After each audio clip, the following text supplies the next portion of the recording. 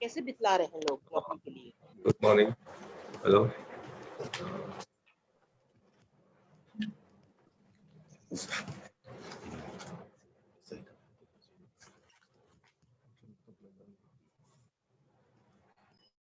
Morning, everyone. We are sorry for a bit of delay. That was Good morning, sir. place because we wanted to live stream it in YouTube. There was some technical problem, but now we can do it now. So I wish a very good morning to all the principal and staff of Government Aizawl West College, as well as the faculties and officials of Magadh University. Myself, Dr. Phillia, Associate Professor of Economics in Government Aizawl West College and the Nodal Officer in the Ek Bharat Shrestha Bharat. We are very happy today that our college has been paired with Magadh University under Ek Bharat Shrestha Bharat. We are also very happy that this webinar could be jointly organized by our college and Magadh University. From our side, our IT cell has been working around the clock to make this program a success because it has to be organized by online mode. Due to the COVID-19 pandemic and the current scenario in India, all academic programs and activities have to be conducted by online mode. And EBSB has also been deeply affected by the menace of COVID-19. If it was not for COVID-19 problem, we could have organized student exchange, teachers exchange, cultural exchange, which involve physical transportation of people from Mizoram to Bihar or Bihar to Mizoram. Today, we will touch upon language and culture of both the states of Mizoram and Bihar. There will be 4 speakers on the webinar, 2 from Government Aizawl West College and 2 from Magadh University. Besides this, we shall also have an overview or an introduction of the EBSB from Mr. Rakesh Kumar. Mr. Rakesh Kumar is the key person in organizing this program. I'm afraid that some of you may not be familiar with the EBSB scheme itself. So we would like to introduce this EBSB by Mr. Rakesh Kumar. Let us invite Mr. Rakesh Kumar to have an introduction of the EBSB. Thank you so much, sir. Now I request you to give us 2-3 minutes because our Honorable Vice Chancellor is about to join us. So once he joins, we will start. So okay. Please give us 2-3 minutes. We are sorry. Yes. Okay. In the meantime, we'll do your part. I will come in, sir. Yes. Okay. Yes.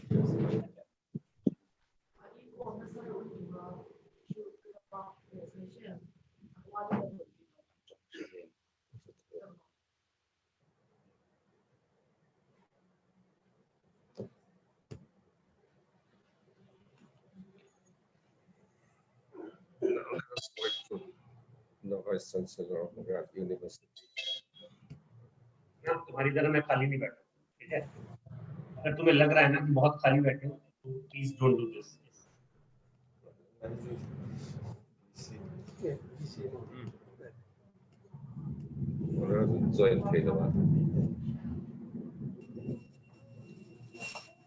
Paper lo check rate hi mo.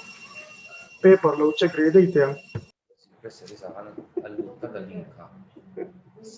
YouTube live chana jo stream set ka to me chana jo set lo jo ka zana mi ko ko set lo ka the Tiang ka ta han lang lo tu. anything eh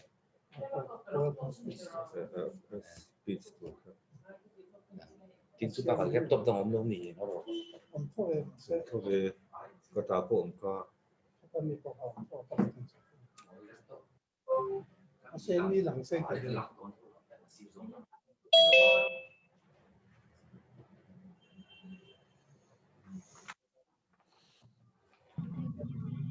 So Lalsangpuii tiin kala lang tho niya. Ka in.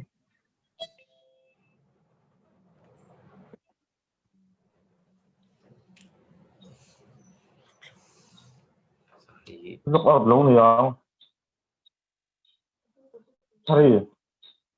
Lệ thấy mẹ. Kasay na cho pakatihan ka lo lệ thấy mẹ là wa kapming hi.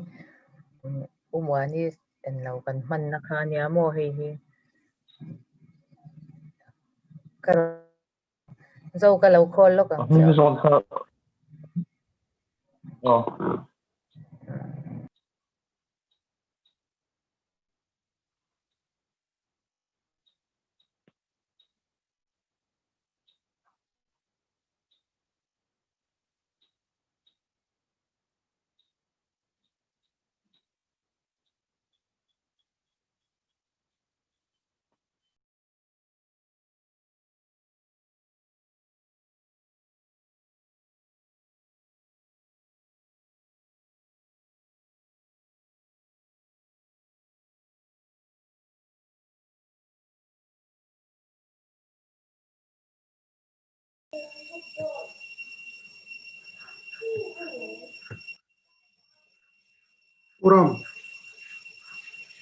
Puram.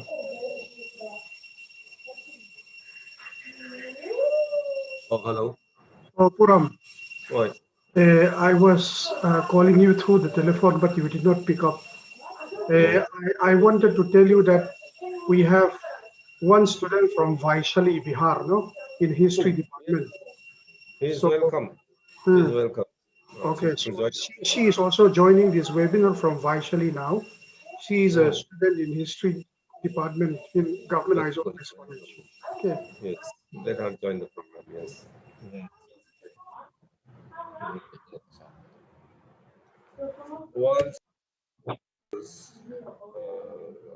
One student of our college staying in Vaishali of Bihar is also joining the program. We welcome her in this program. Her name is Bhawna Kumari. Oh, Bhawna Kumari. Bhawna Kumari, welcome to this program. Ramliana sir, so please join everybody coming from our side, sir. Because so far only 51 have joined. So we have plenty of people. Please let them join, sir. From your state, Vaishali. Please let everybody join, sir. One student of ours is also joining this program. We have one Bihari student. They are students from our side, sir. So please let them in. And, Bihar.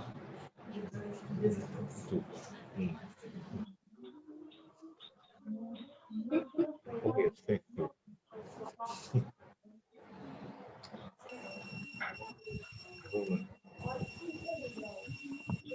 Admin role in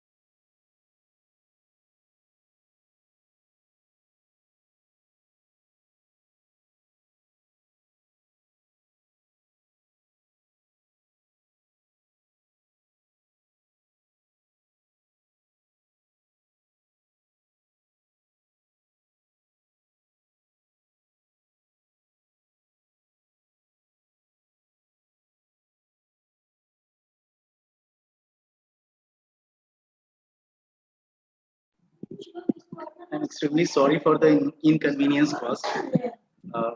We are about to start. We will start within 2-3 minutes.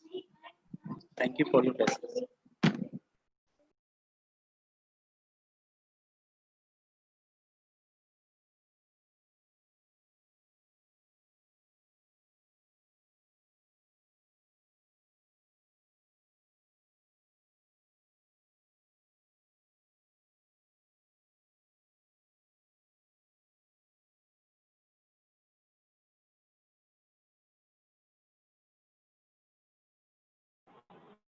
Last over,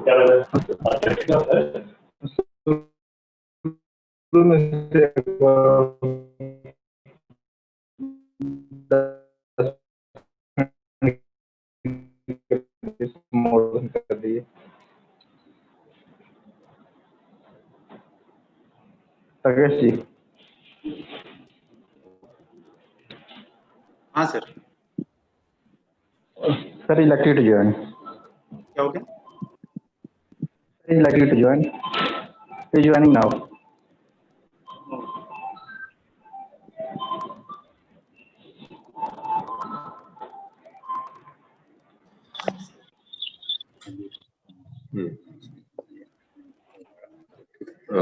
Yes, just now we have we faced the problem of power failure.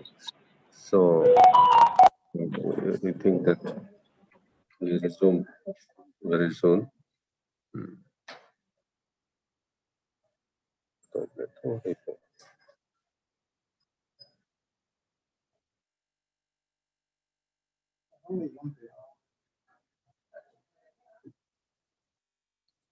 Rakesh.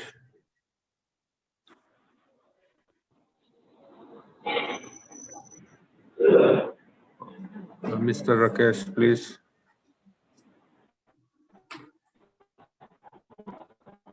वो webinar को last Bihar में जोटम का culture के बारे में तो ये लोग अपना कर रहे होंगे ना अब शुरू करो सर एड्रेस कर दीजिए राजधानी करना है होता है क्या इनॉग्रल हाँ इनॉग्रल का मुख्य अतिथि होगा जी नहीं मुख्य अतिथि आप हैं मुख्य अतिथि को बनाया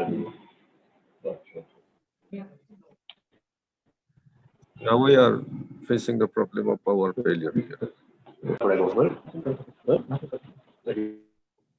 Sir, we are about to start within 1 minute. Rakesh. Yes, sir. We are about to start in 1 minute, sir. Yes, we are facing the problem of power failure just now. We just hope that it will resume immediately. We can hear you, sir. No problem.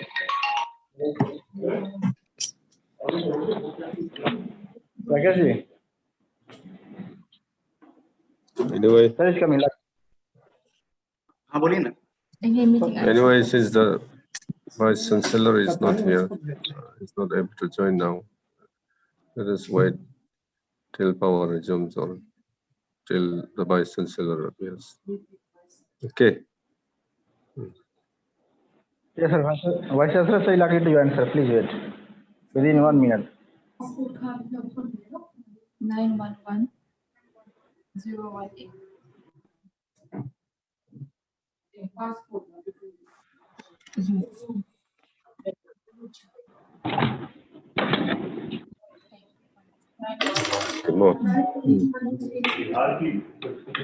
Bihar and Mizoram के बिहार मिजोरम के 851-399-160.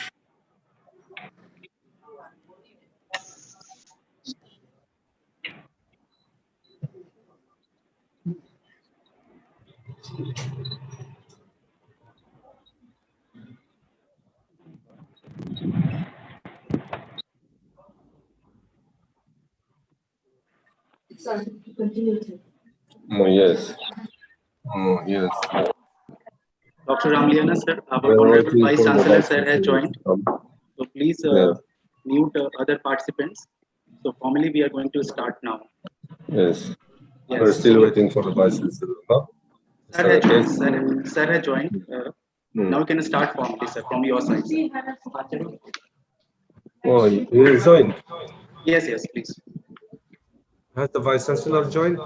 Yes, yes, he has joined, sir.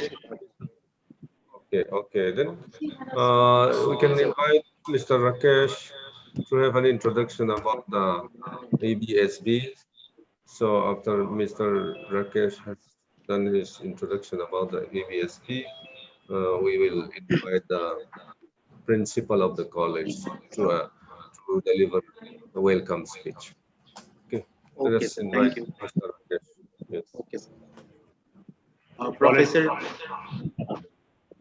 Professor Rajendra Prasad, Honorable Vice Chancellor, Magadh University, Bodh Gaya, and the chief guest of today's webinar, Professor Lalsangpuii, Principal, Government Aizawl College, Mizoram, Professor V.M. Sahai, CCDC, Magadh University, respected speakers of the day, teachers, guests, participants from the states of Bihar, Mizoram, and other parts of this great nation. Namaskar, and my warm greetings to one and all. I am feeling extremely blessed and fortunate for having given this opportunity to speak about the aims and broader objectives of Ek Bharat, Shrestha Bharat initiative in general and this webinar in particular. Although we all are aware of this initiative and we all have been organizing and participating in events in our colleges and universities, I would like to take this opportunity to read out the broader objectives of Ek Bharat, Shrestha Bharat. Ek Bharat, Shrestha Bharat is a flagship initiative of the Government of India under the Ministry of Human Resource Development. It was announced by the Honorable Prime Minister Sri Narendra Modi ji on 31st October 2015 on the auspicious occasion of the 140th birth anniversary of Sardar Vallabhbhai Patel. This initiative is instrumental in sharing the knowledge of the culture, traditions, and practices of different states and union territories, which will lead to an enhanced understanding and bonding between the states. It will reduce the cultural distance and thereby strengthening the unity and integrity of India. I'm going to underline the 5 basic objectives of Ek Bharat Shrestha Bharat initiative, which I have taken from my government Ek Bharat Shrestha Bharat portal. The first objective, broader objective of this initiative is to celebrate the unity in diversity of our nation and to maintain and strengthen the fabric of traditionally existing emotional bonds between the people of our country. To promote the spirit of national integration through a deep and structured engagement between all Indian states through a year-long planned engagement between states. Third, to showcase the rich heritage and culture, customs and traditions of either state for enabling people to understand and appreciate the diversity that is India, thus fostering a sense of common identity. Fourth, to establish long-term engagements. And finally, to create an environment which promotes learning between the states by sharing best practices and experiences. Keeping up with the spirit of Ek Bharat Shrestha Bharat, all higher educational institutions of the state of Bihar have been paired with the higher educational institutions of the states of Tripura and Mizoram. Magadh University Bodh Gaya has been paired with Government Aizawl West College Aizawl.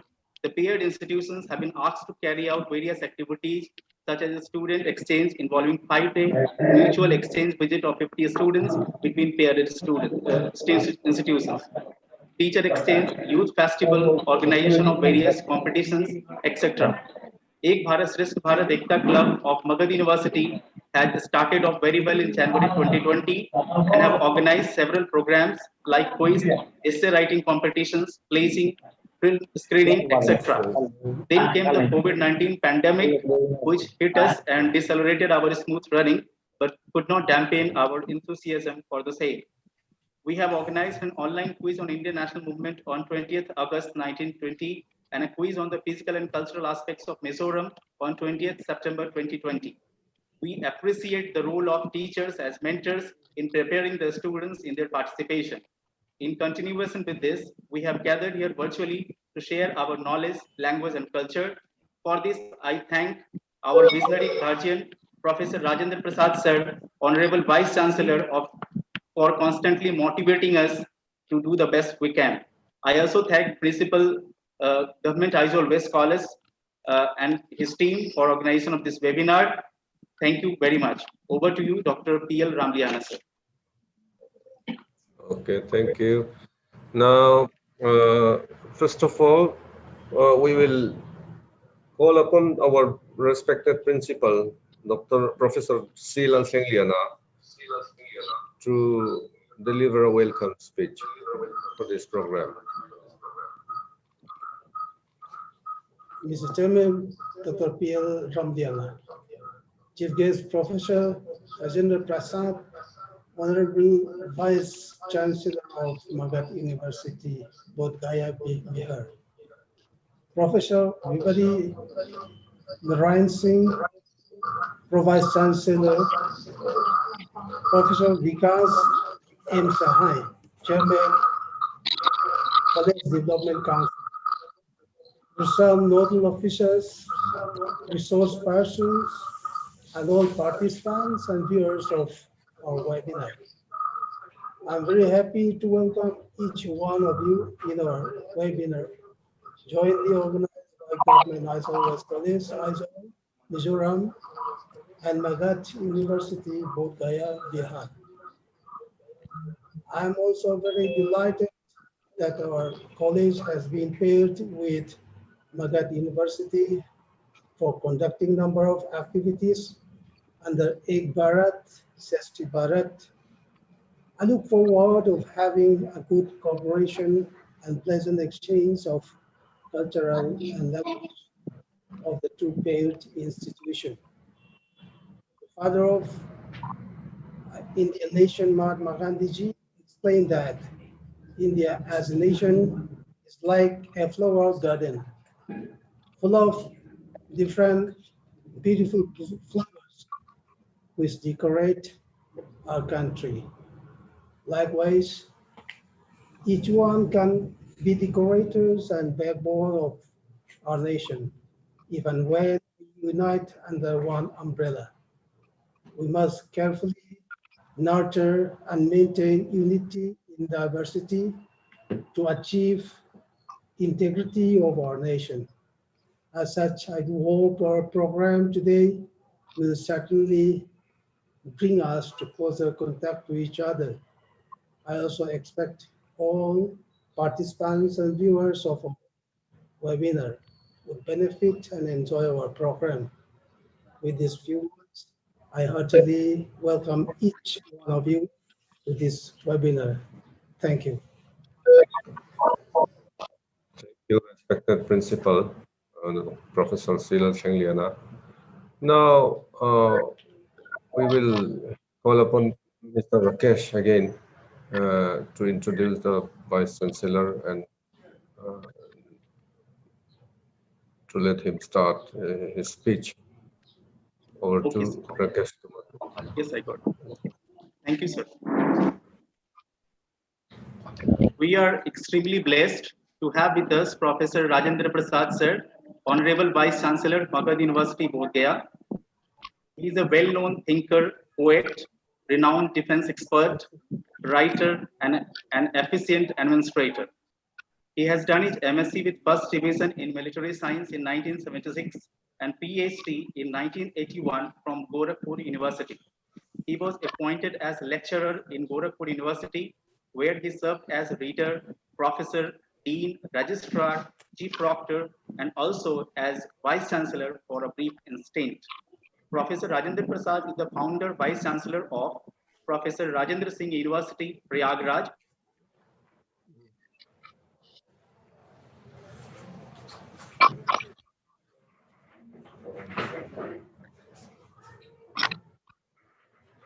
Government of Uttar Pradesh.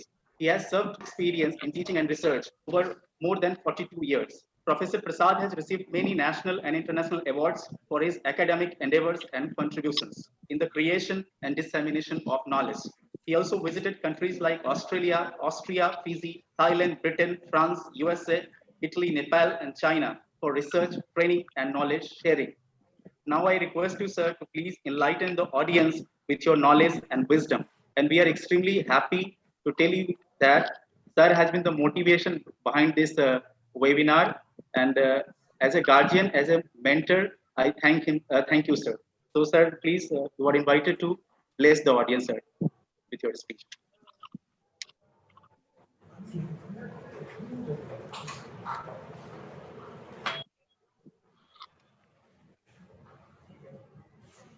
आपको आवाज से नहीं आ रही है. Yes. Honorable Vice Chancellor to speak. Good. Hello. Yes, sir. Now you're audible, sir.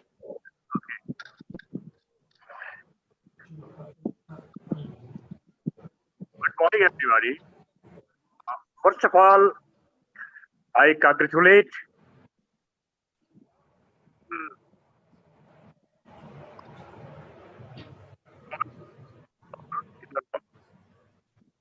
and my colleagues in the Magadh University who have jointly organized this webinar under the banner of Ek Bharat Swasth Ek Bharat.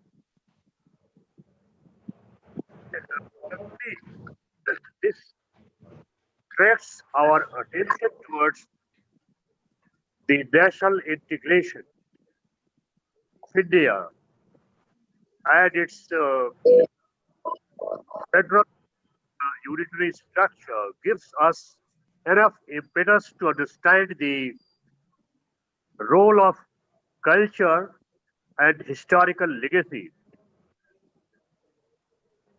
of Mizoram, and Magadh University is one of the premier institutions of higher learning and research in the state of Bihar, and it has played tremendous role in contributing to the entire domain, range and scope of knowledge and education.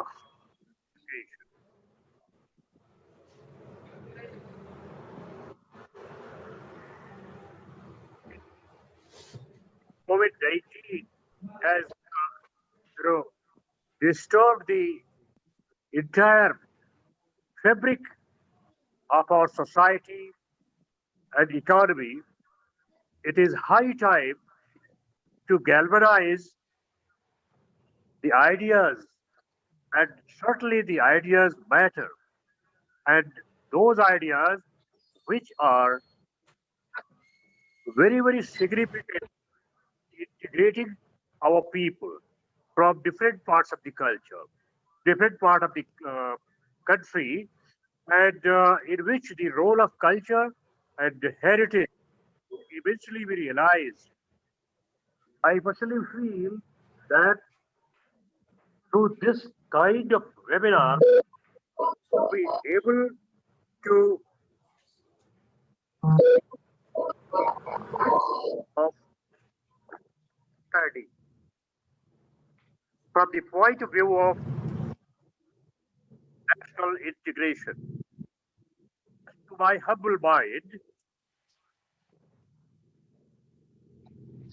of Indianness, which unites our people, the ethnic, linguistic, religious, and so many other diversities.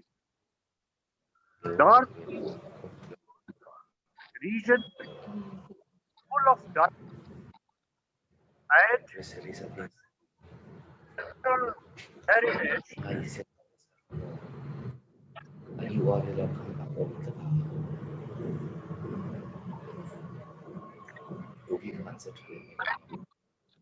The specific dimensions of the culture, social, and all other group. Mizoram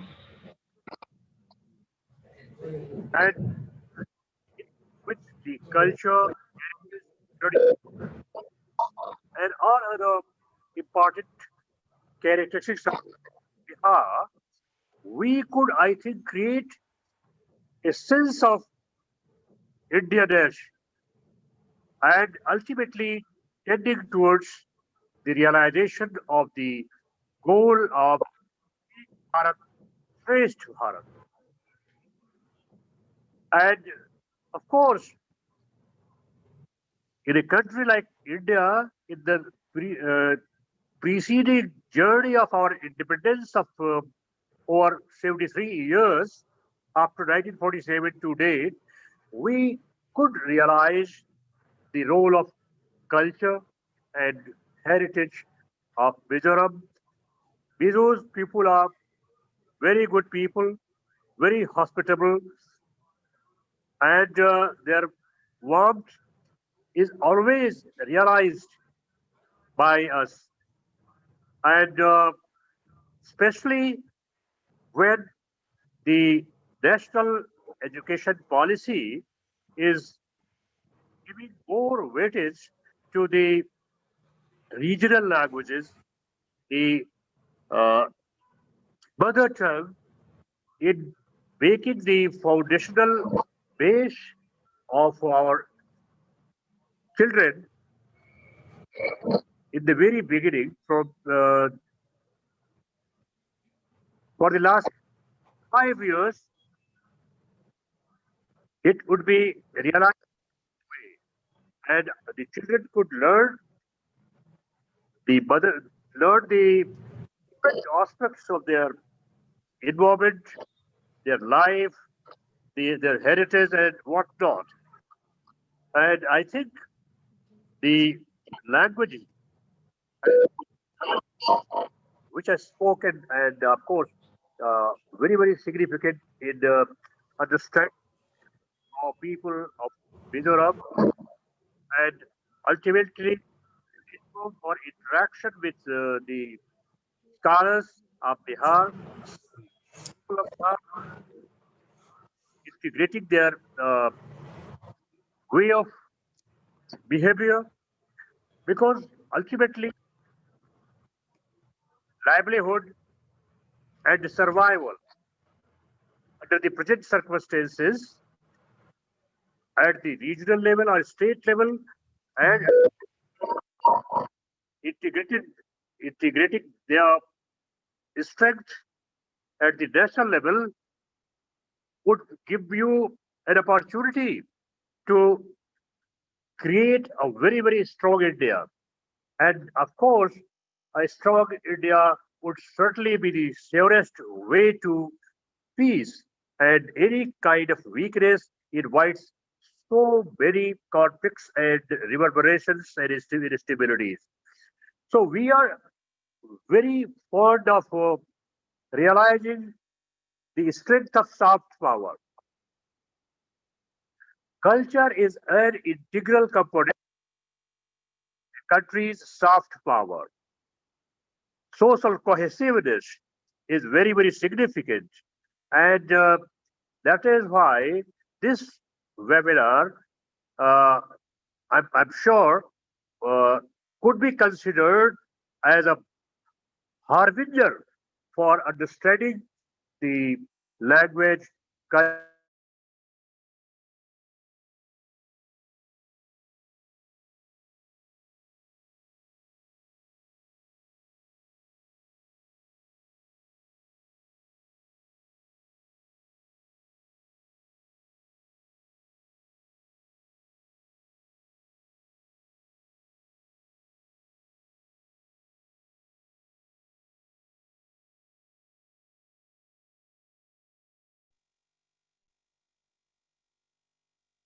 आवाज नहीं आ रहा sir.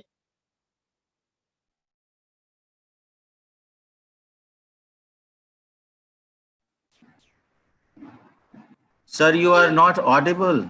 You are not audible, sir.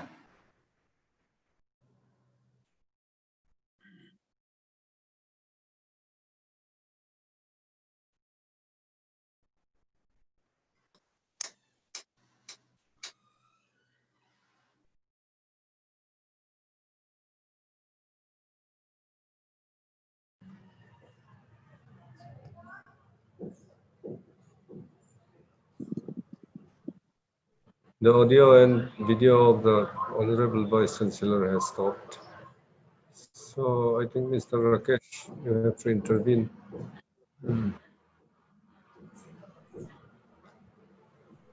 Your voice is not audible, Rakesh sir. Your voice is not audible. Sir, actually, due to some technical glitch, he may be out. Unfortunately, the Vice Chancellor's audio and video has stopped. So I may invite Mr. Rakesh to intervene.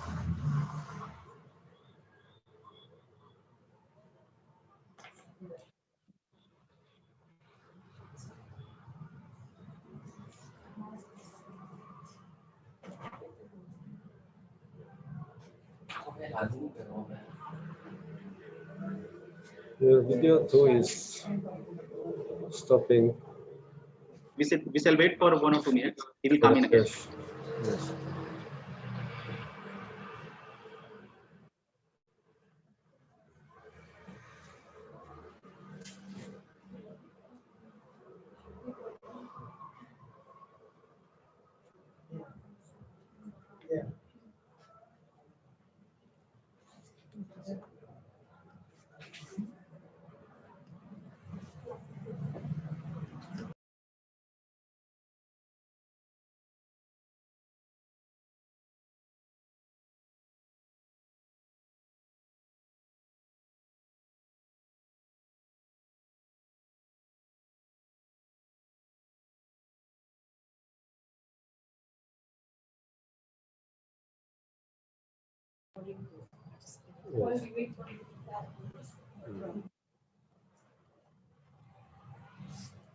While we are waiting for the services to resume from Mr. Rakesh Kumar, I'd like to give you a brief introduction about the college. This college was introduced or founded in 1990 with some few students. So earlier it was a private college. So in 1996, the college become. Sir, actually, our Vice Chancellor is not able to join again. So kind of. Yes. So I have joined, I think. Put under. Yeah. Dr. Ramliana, sir, please join our Vice Chancellor, sir, again, sir. He's waiting. Okay.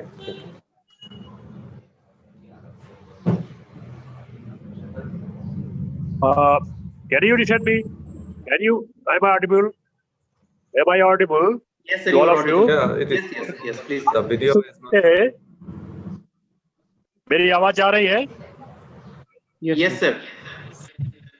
आवाज तो आ रहा है लेकिन pick नहीं आ रहा है. I'm sorry for this, technical. It's all due to some technical problem that I was not able to contact you or communicate accordingly. But I'm again linked with you. As I said earlier, it is important to note that culture and heritage play very important part in integrating the people. And in case of Indian Republic, I personally feel, and to my humble mind, it is to be realized in a big way, because culture is a very, very significant,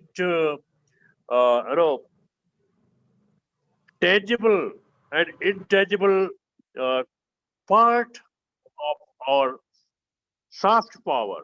A nation and its power could be realized in both the terms, tangible and intangible. So, if you look at the tangible and intangible elements of Mizoram and Bihar, you could understand and appreciate the situation in a very fine manner.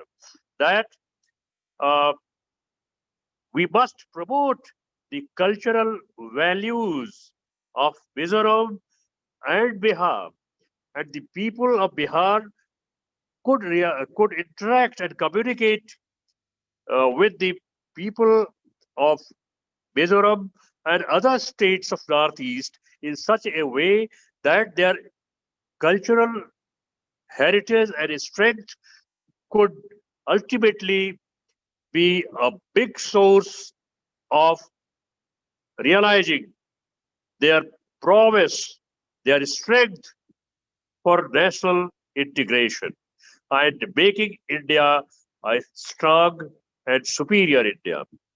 So, in the similar fashion, our friends and brothers and sisters from Mizoram could realize the cultural values and legacy of Bihar through the lenses of our understanding these aspects in such a fashion and ultimately communicating with our own people. So ultimately, it will give an opportunity to strengthen our core values, perennial core values. And these perennial core values are very, very significant for making India a strong and superior India among the community of nation states. So I congratulate the organizers of Mizoram Government College, Aizawl, and at the same time, the colleagues at Magadh University, Bodh Gaya, particularly Rakesh Kumar, uh, who was given the responsibility to organize such programs. And today, it could be realized that in the years to come, or in the moments through which we are passing, this kind of ventures and endeavors could be very, very significant for realizing the significant national goal of Ek Bharat, Shresth Bharat. So with these words, I congratulate and of course welcome all the participants who have come forward to realize the goals of Ek Bharat, Shresth Bharat through this kind of webinar. And this national webinar would certainly pave the way of understanding the culture, language, social mores, traditions of Mizoram through the lenses of our own. And of course, vice versa, the intellectuals and friends of Mizoram could understand the cultural values and perennial core aspects of our Bihari culture. Because, today it is high time when we have to realize the ideas, and ideas always matter. Aro, Bhadra, Krito, Yantu, Vishwata. let all noble ideas come from all sides. Now, at this juncture, when we have organized jointly this national webinar for understanding Mizoram and Bihar through each other's ideas and perceptions, realizations, and understanding of each other, it would certainly pave the way of making India one and strong, because it is our sense of Indianness which unites our people despite ethnic, linguistic, cultural, and other diversities, other differences uh, in different ways. But ultimately, unity in diversity matters. And that is what exactly we need today when we are facing so many challenges. And externally as well as internally, we have to uh, strengthen our core values, because these core values are very, very important for augmenting our soft power. Culture is a component of soft power. Hard power, no doubt, India, military power, scientific and economic power, these are all important parts of India, national power. But at the same time, we must realize the uh, non-traditional, soft power of India. And of course, in this kind of scheme of understanding national power at the national as well as regional and global levels, we must realize the strength of our states. Mizoram is a beautiful place. uh, It nestles among the hills. People are uh, very, very hospitable and full of warm welcome. So we must understand their values, their culture, and whatnot. So with these words, I thank you all for joining this national webinar, and with these brief points or tips to discuss things in a big way, I open the floor for discussion and presentation of ideas, because to my mind, ideas always matter. They make changes and transformations in positive directions. We must realize everything in a positive way. So thank you very much for giving this kind of opportunity to understand each other's values, perennial core values, culture, tradition, and whatnot. Thank you very much.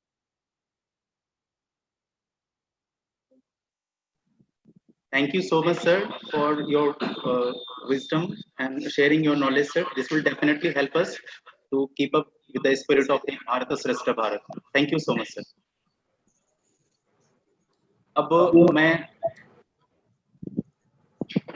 Now, yes, we thank the Vice Chancellor for his speech, valuable speech that he had made. Even from the remote corner of India, Aizawl here, Mizoram here, it is very easy to remember his name. Is Professor Rajendra Prasad, because his name is similar with the first president of India, Dr. Rajendra Prasad. That's why his name is easily remembered.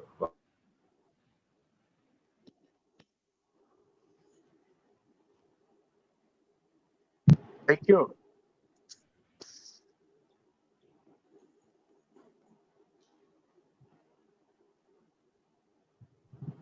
अब वक्ताओं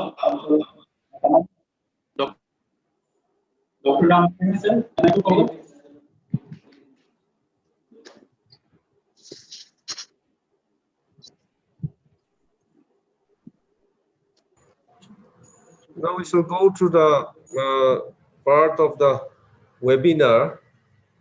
We shall come to the first speaker of the webinar. We shall let Mr. Rakesh Kumar introduce the first speaker. This is Kamal Sinha. Yes. Thank you sir. अब आज मैं सबसे पहले बुलाना चाहूंगा professor विनय Bhardwaj sir. Sir ने हमें कहा है कि आप हमारे बारे में बहुत कम बोलेंगे, क्योंकि मैं सर ने कहा है कि आप जितना कम से कम हमारे बारे में बोलो। तो मैं सर के विनम्रता से बहुत खुश हूं, और सर ने कहा है कि समय में बोलने में दूंगा ज्यादा, तो इसलिए मैं बहुत कम बोलते हुए आपको बता दूं कि सर हमारे यहाँ स्नातकोत्तर हिंदी विभाग में विभागाध्यक्ष हैं, और सर विश्व हिंदी परिषद के अध्यक्ष भी हैं। तो मैं आमंत्रित करता हूँ प्रोफेसर विनय भारद्वाज सर, आप आए सर और बिहार की भाषा और संस्कृति पर अपने विचार रखें।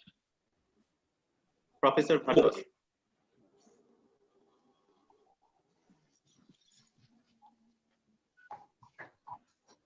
मैं अपने माननीय कुलपति जी का एक मत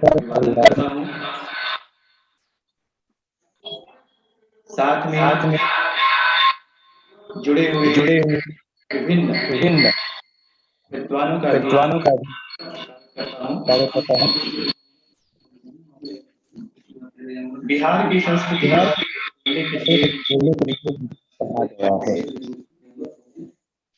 लेकिन हमारी मगध यूनिवर्सिटी मिजोरम की बहुत अच्छे तरीके से जानती है। और आज का जो ये वेबिनार है वो इस अर्थ में महत्वपूर्ण है कि आने वाले दिनों में एक संभावना तो बनती है कि हमारी मगध यूनिवर्सिटी और आप मिलकर कुछ ऐसा कार्य करेंगे जिससे दोनों राज्यों की संस्कृतियां एक दूसरे के निकट आए, और यही वो पहला कदम है जिसके द्वारा हम एक भारत श्रेष्ठ भारत का निर्माण कर सकते हैं। मैं आपके बारे में बहुत जानता हूं, जैसे आपकी भाषा मिजो है, आपका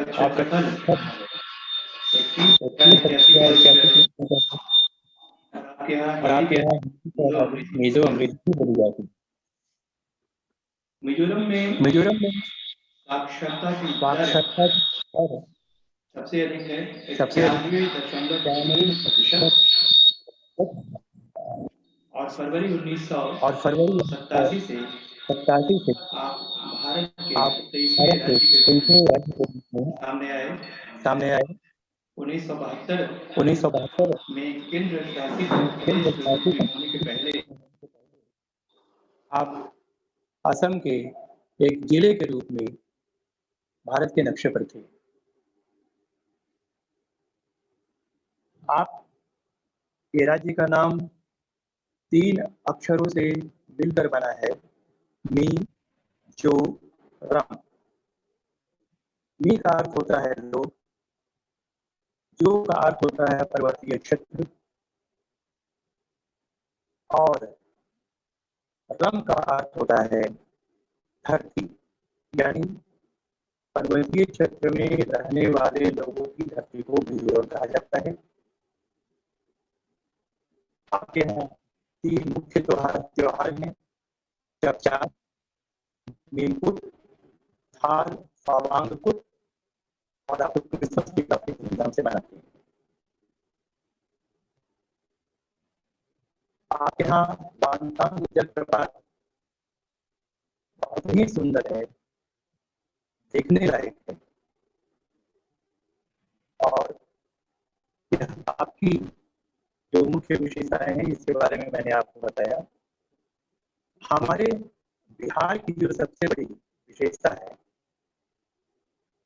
वो है यहाँ की ग्रामीण संस्कृति। हमारी परंपराएं, और उन परंपराओं ने हमारे लोगों को जोड़ कर रखा है। और यह कहते हमें कोई हिचक नहीं है कि आज भी जो बिहारी संस्कृति है उसी का परिणाम है कि हमारे यहाँ रहने वाले लोग अभी भी एक प्रकार की आत्मीय बंधन से जुड़े हुए हैं। उनकी प्रगाढ़ता, उनका प्रेम भारत के लिए ही नहीं, विश्व के लिए भी एक उदाहरण। माननीय कुलपति जी ने कहा कि we have to face challenges, हमें बहुत सारी चुनौतियों को अभी स्वीकार करना है और मिलकर यदि हम लोग इसे स्वीकार करेंगे तो निश्चित रूप से सफल हैं। हमारे माननीय कुलपति जी ने अपने वक्तव्य में आपको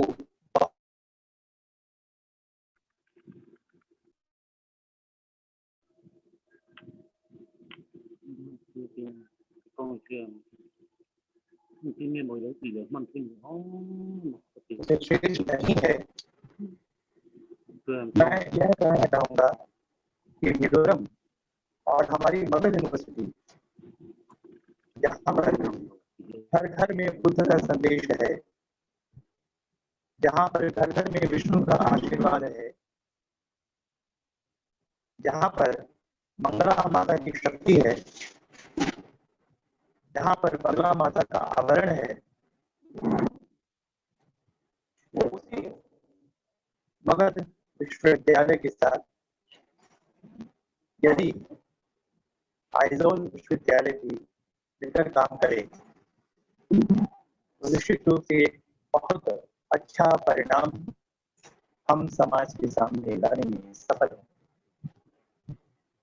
यह सही है कि हमारी संस्कृति में बिखराव आता जा रहा है, पाश्चात्य संस्कृति का प्रभाव दिनों दिन बढ़ता जा रहा है और हम अपनी मूलता को खोते जा रहे हैं। इसे बचाना हमारे लिए भी आवश्यक है और हमारे भारत के लिए भी आवश्यक है, क्योंकि विश्व गुरु बनने की राह में अपनी संस्कृति की अक्षुण्णता परमावश्यक है। मैं अधिक समय आपका नहीं लूंगा क्योंकि वक्ताओं की एक लंबी श्रृंखला है और जैसा कि आप जानते हैं कि श्रोता होना भी अपने आप में एक कला होती है। बस इतना ही कहना चाहूंगा कि अभी जो संस्कृति हमारी बिखर रही है उसे बचाने के लिए चट्टानी एकता और प्रेरणापूर्ण कार्यों की आवश्यकता है। मुझे दुख होता है कि आज की पनपती युवा पीढ़ी है, उसे समझाने का प्रयास जब भी किया जाता है तो वो उस पर बहुत अधिक प्रभाव नहीं पड़ता है और कहीं न कहीं पश्चिमी संस्कृति के नकल की जो प्रवृत्ति बढ़ती जा रही है वो खतरनाक है देश के लिए भी, देश की मर्यादा के विरुद्ध है। यह मुझे गुलाम अली की जन्नत नशीन गुलाम अली साहब की गजल की वो पंक्तियां याद आ जाती है, खासकर जब अपनी युवा पीढ़ी को समझाने का प्रयास हम करते हैं और वो इस तरह से करती है जो इस गजल में निहित है। हंगामा है क्यों बर्पा, थोड़ी सी जो पीली है, डाका तो नहीं डाला, चोरी तो नहीं की है। कुछ इस तरह की ढिठाई के साथ जब वह प्रतिक्रिया व्यक्त करते हैं तो दुख होता है। निश्चित रूप से हमें अपनी संस्कृति को सुदृढ़ करने की दिशा में बहुत कुछ करना है और मैं आप सबों को आमंत्रण दे रहा हूँ। हमारी मगध यूनिवर्सिटी, हमारा मगध विश्वविद्यालय हमारे वर्तमान कुलपति प्रोफेसर राजेंद्र प्रसाद जी के नेतृत्व में बहुत आगे बढ़ चुका है। शैक्षणिक स्तर पर भी, सांस्कृतिक स्तर पर भी, सामाजिक स्तर पर भी परस्पर सहयोग और प्रेम के स्तर पर भी हम प्रोफेसर राजेंद्र प्रसाद जी के नेतृत्व में बहुत आगे आ चुके हैं। यदि आप हमारे विश्वविद्यालय के साथ शैक्षणिक क्षेत्र में, सांस्कृतिक क्षेत्र में काम करेंगे तो निसंदेह यह एक मिसाल के रूप में संपूर्ण विश्व में स्थापित हो सकेगा, ऐसा मेरा विश्वास है। इन्हीं शब्दों के साथ आपसे आज्ञा लेता हूँ। बहुत बहुत धन्यवाद। बहुत बहुत धन्यवाद सर। आपने बहुत अच्छी बातें कही और हमारी जो अगली पीढ़ी है वो निश्चित रूप से आपके इन विचारों पर गौर करेगी और हम कोशिश करेंगे कि इसको हम अपने जीवन में उतार सके। आपका बहुत बहुत धन्यवाद sir. Now doctor Ramliana sir, you can move forward.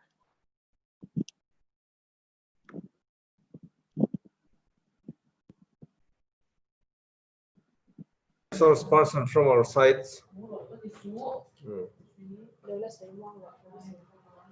We will have two speakers from our side here.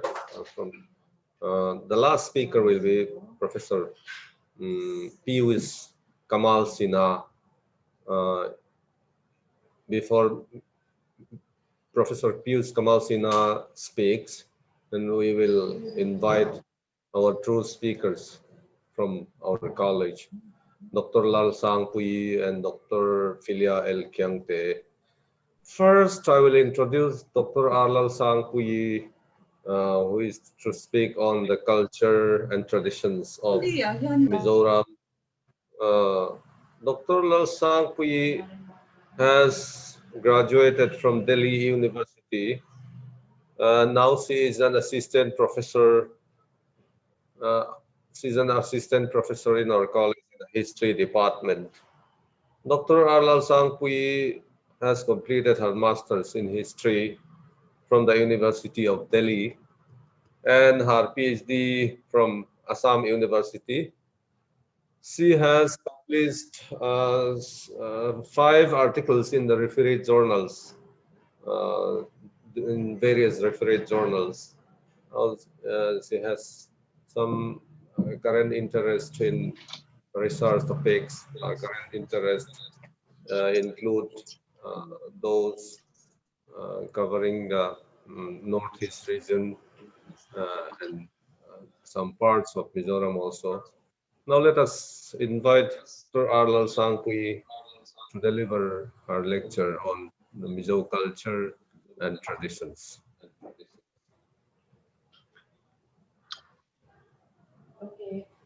Okay. Respected Vice Chancellor, Professor Rajendra Prasad, and Pro Vice Chancellor, Professor Vibhuti Narayan, and officials from Government Aizawl West College and Magadh University, and all the participants in this webinar. A very good morning to you all. My today's topic is going to be on culture and tradition of Mizoram. And let me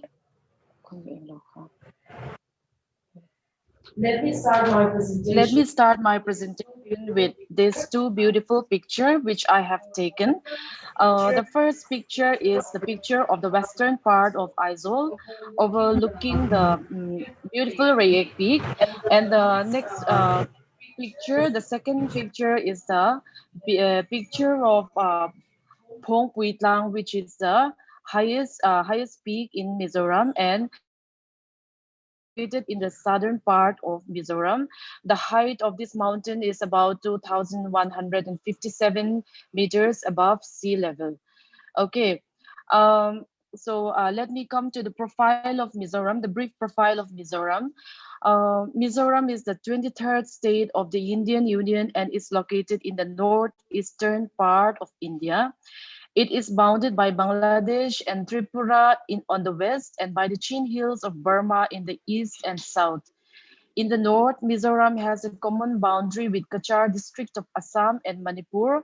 The international border with Burma form about 435 kilometers and with Bangladesh for about 260 kilometers.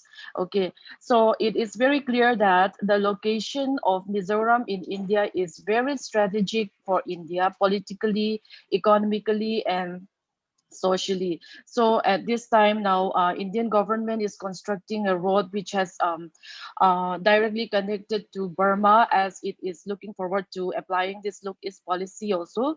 And let's come to the next point. The capital of Mizoram is Aizawl and is located in the north central part of the state. And the official language is Mizo and English. And the population of Mizoram is 1.2 million. Here I'm showing the map of Mizoram, and right now we're having 11 districts. And if you look at this map, Mizoram is right at the southernmost part of northeast India. So it is quite far from Bihar, Patna, especially from Bihar. See, Bihar, in this map, Bihar is here and Mizoram is here. So the distance between Bihar and Mizoram is about 1,371 kilometers, and it is connected by National Highway 27. And in between, there are 4-5 states like West Bengal, Sikkim, Meghalaya, Assam, and Manipur.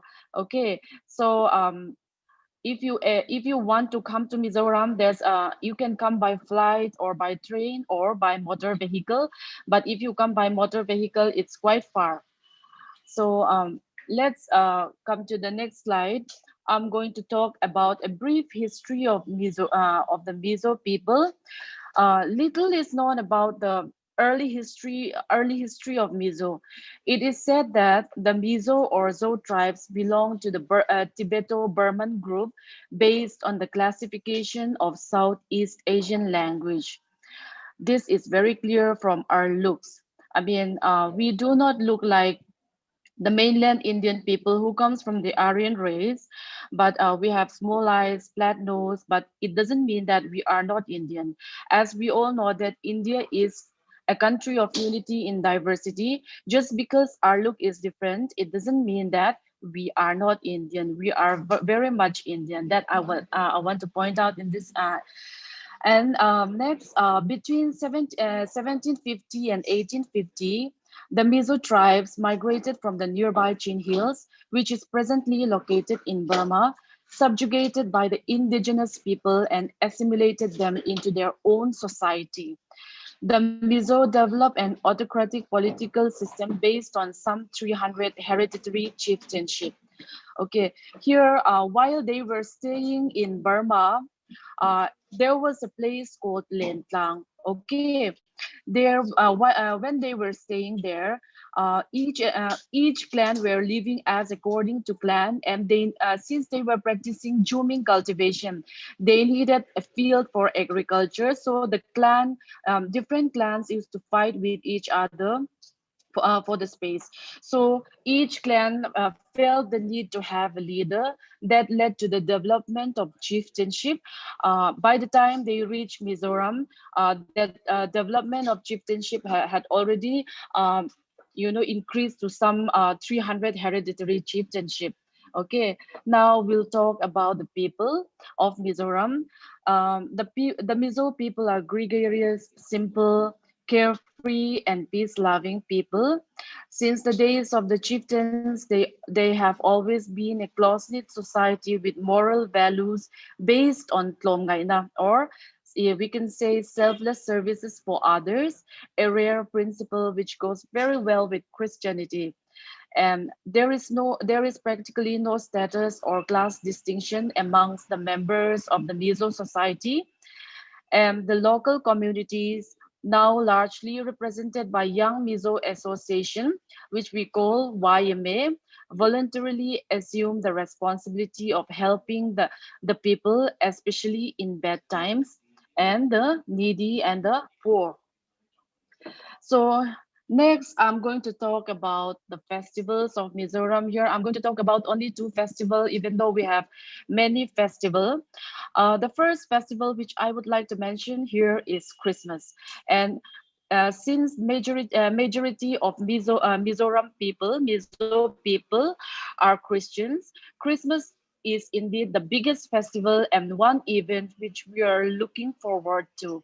And it used to be celebrated on the 25th of December. And we used to celebrate it with church services, singing carols, food gathering, and an exchange of gifts with each other. Most of the churches and NGO utilize these happy times to help the needy and the poor. For example, visiting orphanage home, hospitals and hospices, and old age home. Here I'm showing a picture of Aizawl of Mizoram during Christmas time. Each and every street, every alleys used to be decorated with Christmas lights, you know, with Christmas themes, and it is one of the best time to visit Mizoram also, especially during the night. It looks very beautiful, and the weather is also perfectly cold during this time.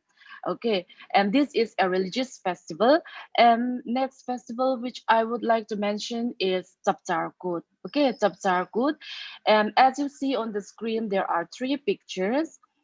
Saptarkut is a traditional festival. Okay, we have been celebrating this festival since time immemorial, but you know, Saptarkut literally means since the Mizo people were engaging in jooming cultivation.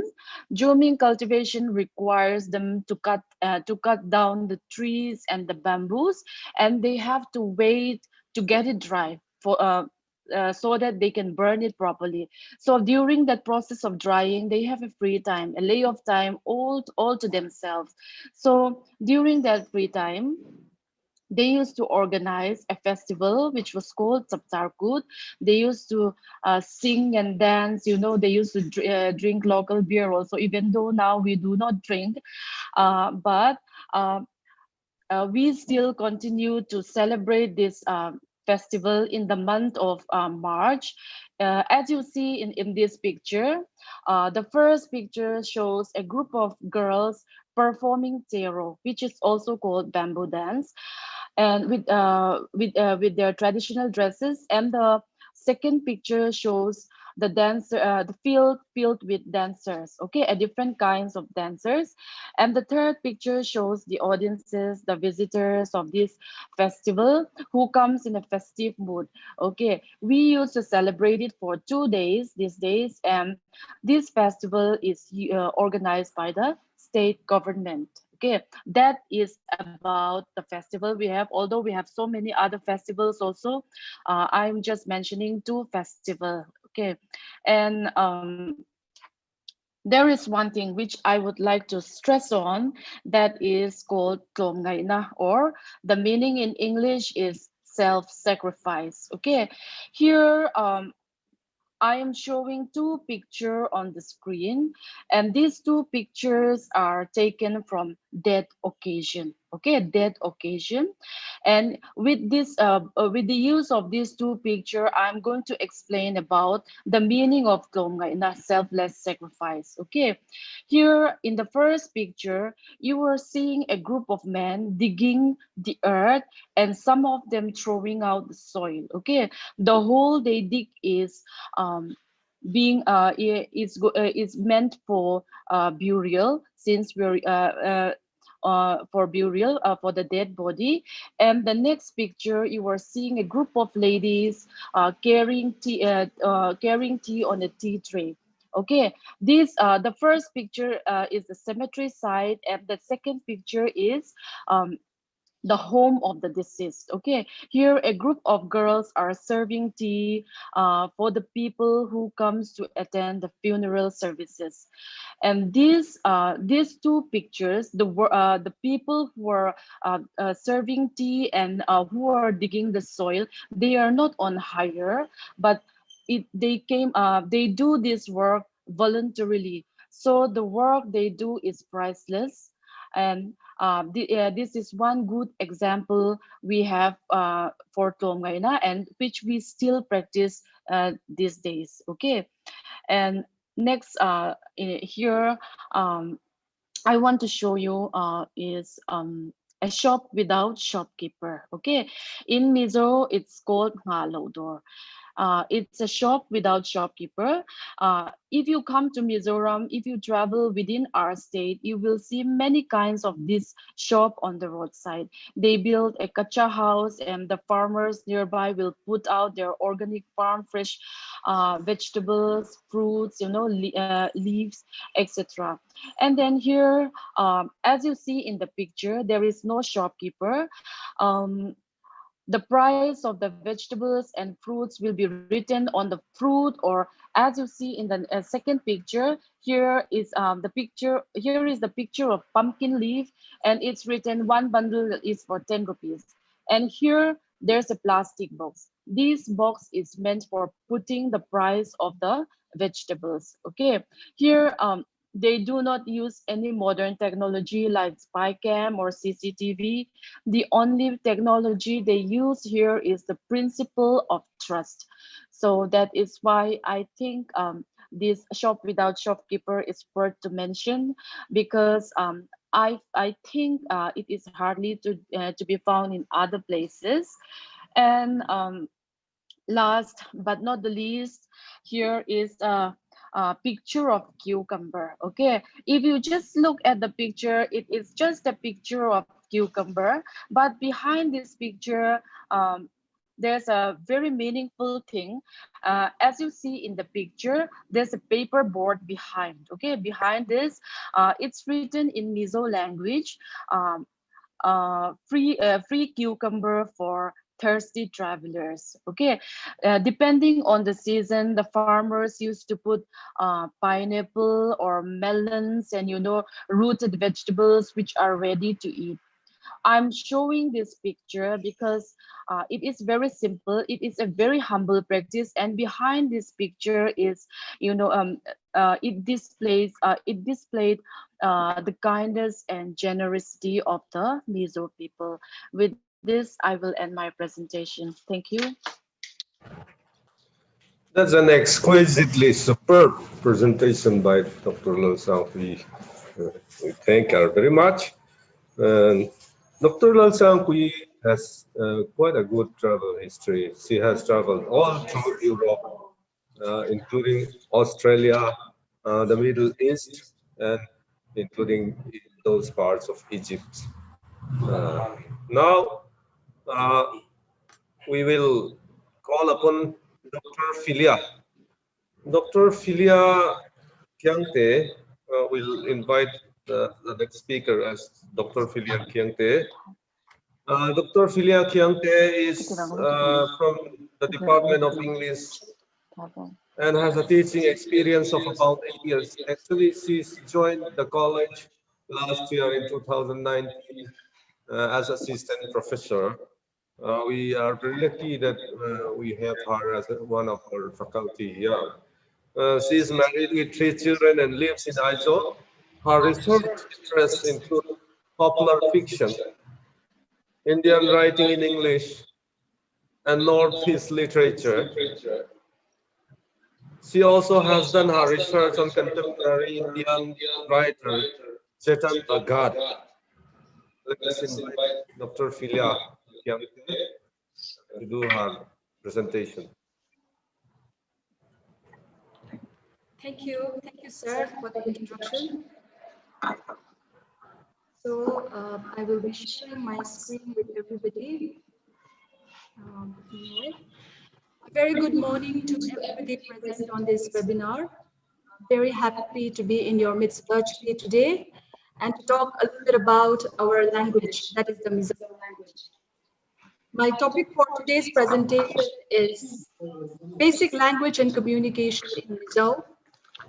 I may not have grand contents to share with you, but nevertheless, I would like to say that I'm very excited and delighted to participate in this webinar because I think what we are doing is a really good thing.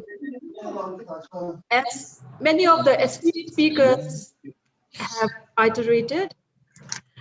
I think when we are engaged in learning each other's culture and language, as we are doing today, we're opening new doors for ourselves and creating opportunities to widen our horizon. So I hope that this webinar will be the start of a good and lasting friendship between our institutions and our states. So with that, let me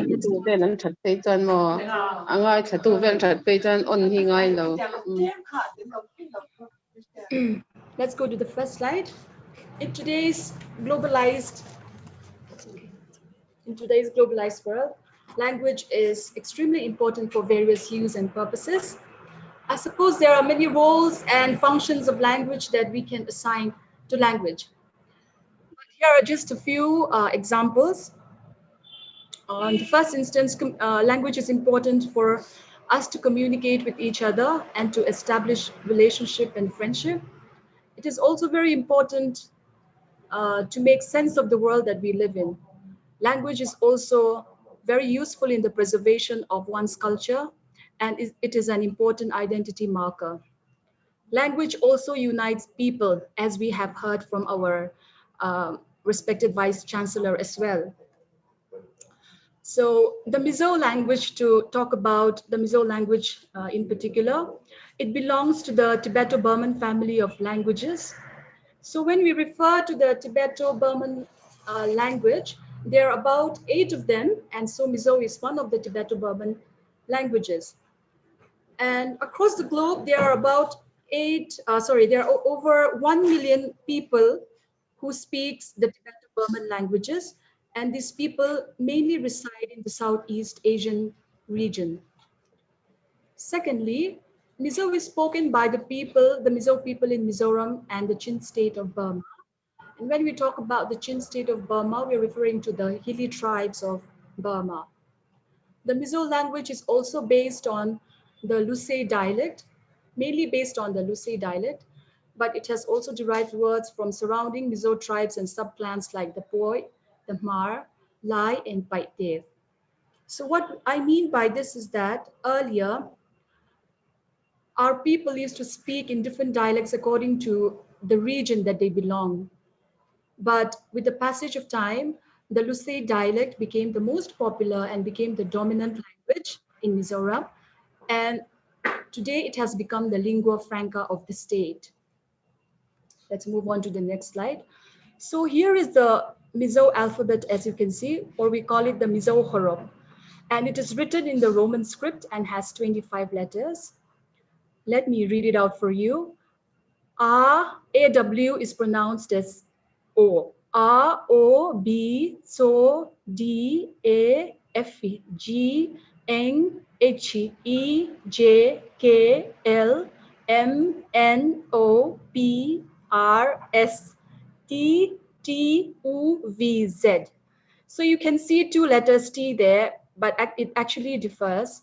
The second one should have a dot below it, but I'm unable to find that font in my computer, so I don't have the correct font to show it to you. So this is the Mizo alphabet, and you can see a similarity with the English alphabets because this was actually prepared for us by the first English missionaries who had come to Mizoram back in the year 1894. There is a myth that says that God initially gave each nation a script. And in his special favor, he had given the Mizos a script that is written on a strip of leather. However, the custodian was quite careless, and while he was asleep, a dog ate up that leather strip.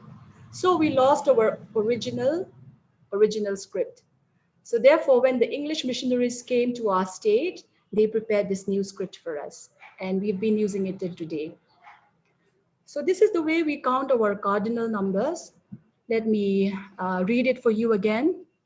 Pakhat, Pani, Pathum, Pali, Panga, Paruk, Pasari, Pariat, Pakwa, Som. So I hope you are able to hear the intonation. So this is how we write our cardinal numbers. Next slide, I have examples of names in Mizo. Firstly, the male gender, a few examples of names given here. Lalrin Oma, Zorin Puya, Remrod Phillia. And for the female names, Lalrin Omi, Saizik Puyi, Malsom Zeli. So you can see the differences with the letter that ends with each name. For the male gender, the name ends with the letter sound. And for the female gender, it ends with the E sound. So next time when you come across a Mizo name and you look at the letters, if it ends with A, you can make out that it's a male, or the person is male. And if the letter ends with E sound, then you can make out that the name belongs to a woman or a lady. So next slide. So here are some of the words and phrases that I have translated. You may be wondering, how do we say hi or hello in Mizo? So the right word for that would be tibai. So if you want to say welcome, hi, hello, then you say tibai. And if you want to say, how are you? You have to say idamem. What is your name would be Tungye Ihming. My name is Phillia would be Aming to Phillia. How old are you would be Kumengzat Nye Ini. Thank you would be Kalome. You're welcome. Keipole. I love you would be Kamangay Tse. Please would be Kongay Takin. Yes would be O. And no would be I. Goodbye or good night would be Mangta. News would be Chanchinthar. And tea would be Thingpui. So let's have a cup of tea after this webinar. If I want to say that, Thingpui inang u. Webinar zo ayan Thingpui inang. That's how I would say it in Mizo. Next slide. Now, the Mizo language is a tonal language. Therefore, some of the meaning of words changes according to our intonation. So I've highlighted two examples here. In the first example, I have selected the word tui, so we can use it in three different ways. So let me read the sentences for you. A tui e, what I mean by that is it's very tasty. So tui here means tasty. The second sentence says a tui, so that means the hen has laid an egg. So I'm using the word tui for egg here. And the third sentence says vuri a tui vek. That means the ice has turned into a liquid. So the meaning of tui here is liquid. So if you have paid attention, I think you can see the variation in the intonation. A tui e, a tui, vuri a tui vek. So the variation of pitch, I think you can make out. The next example would be lay or lay. So the first sentence says ilay veng taro, which means keep a watch on your tongue. So the first sentence, in the first sentence, lay means the tongue. Lay tsunga kankal would be I'm walking on a bridge. So lay here refers to the bridge. Lung hilaya alatsangang. So here I'm using the word lay for sand. Here the sentence means the stone will eventually turn to sand. So you can see again the different intonation. So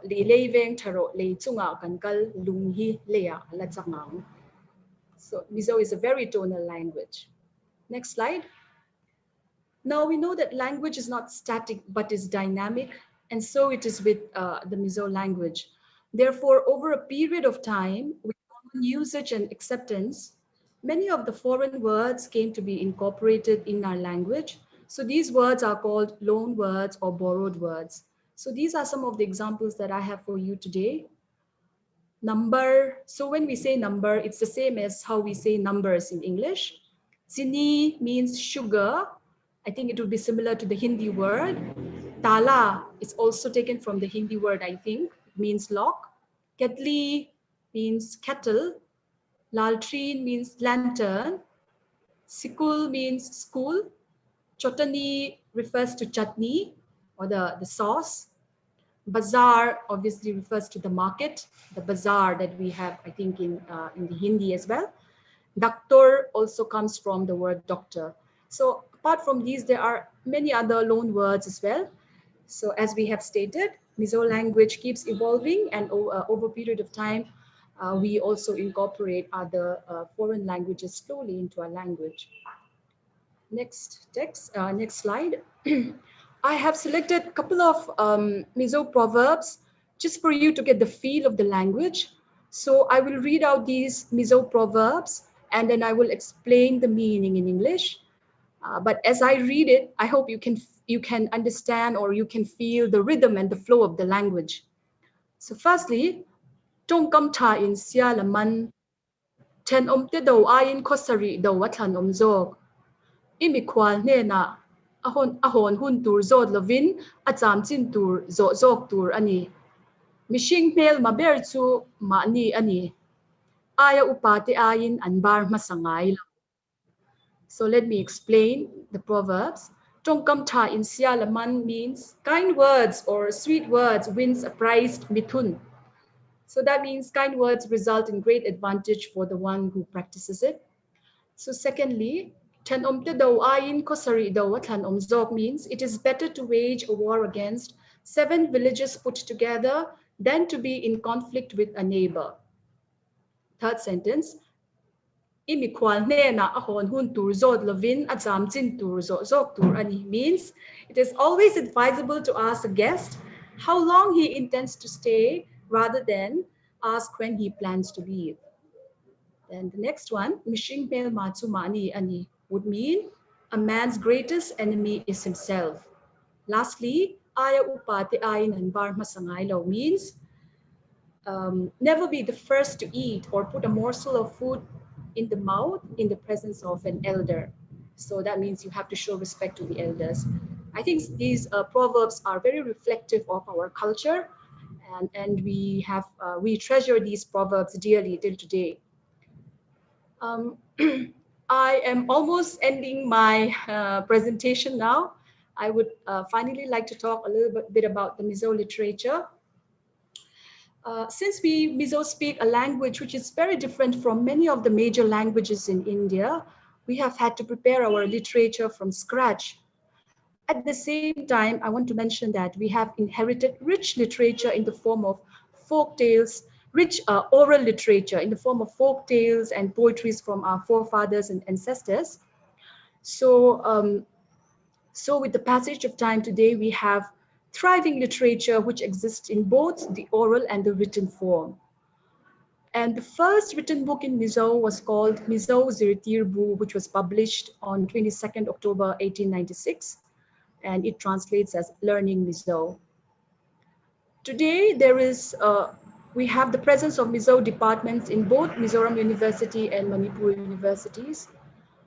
And we also have a governing body called Mizo Academy of Letters that assess and awards annual literary prize each year since 1989. This is done so that new writers, young upcoming writers are encouraged and recognized. I think this is pretty much what I have for you today. So with that, let me end my presentation. Thank you very much.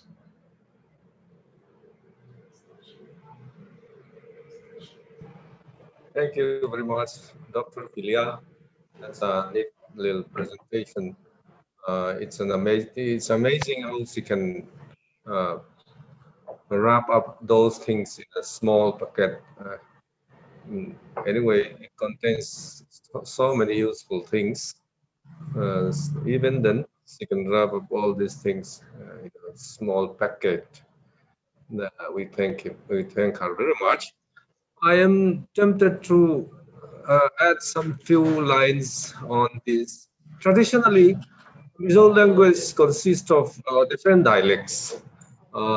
As Dr. Phillia has already told us, that some people speak Dulian language. Dulian language is simply, dialect is simply the language that we are speaking now. Traditionally, it is called Dulian. And another part of the language which is spoken is Mar. And another part of the language which is spoken is also Ralte. Ralte people also speak Ralte. Like that, there are, for example, three dialects. Now, Mizo people are normally sourced to speak.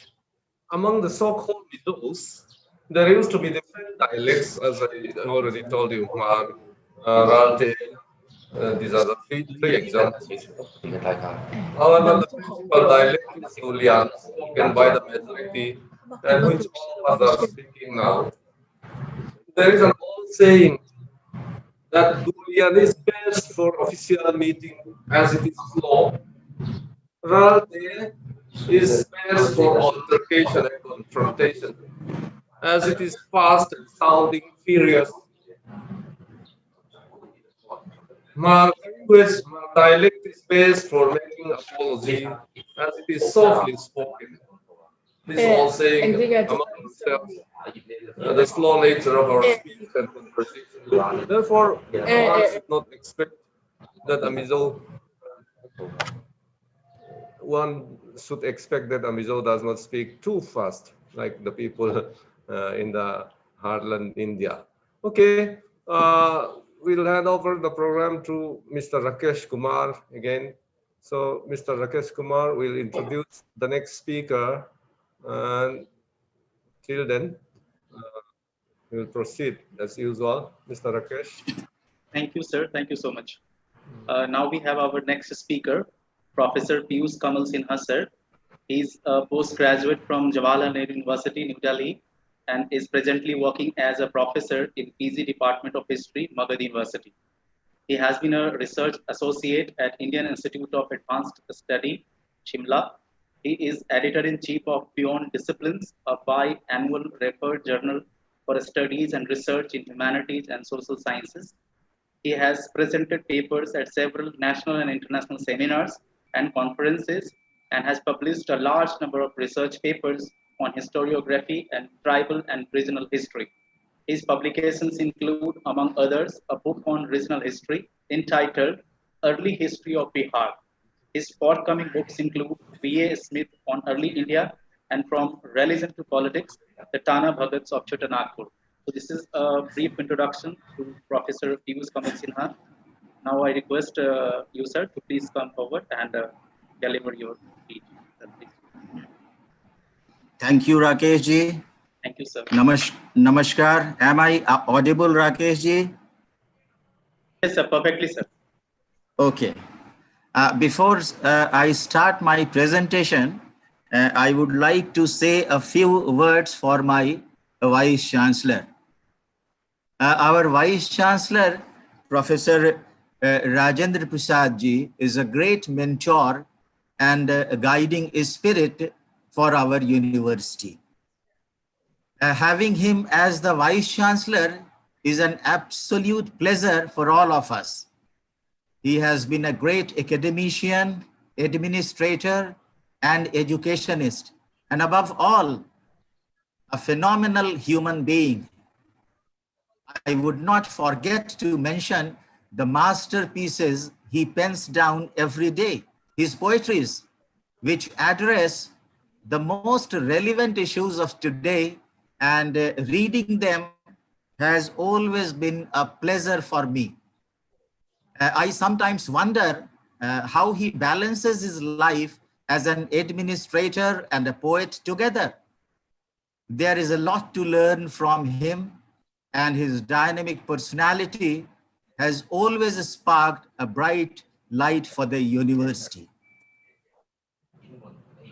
Then I would pay my respect to Professor C. Lalsangpuii, Principal GAWC, Professor Vikas Mohan Sahai, CCDC, Magadh University, organizing secretaries, Shri P.L. Ramliana, Mr. Rakesh Kumar, Nodal Officer, RUSA, and Dr. Roshan Kumar, and of course, our the speakers whom I heard, Dr. R. Lalsangpuii, Dr. Phillia L.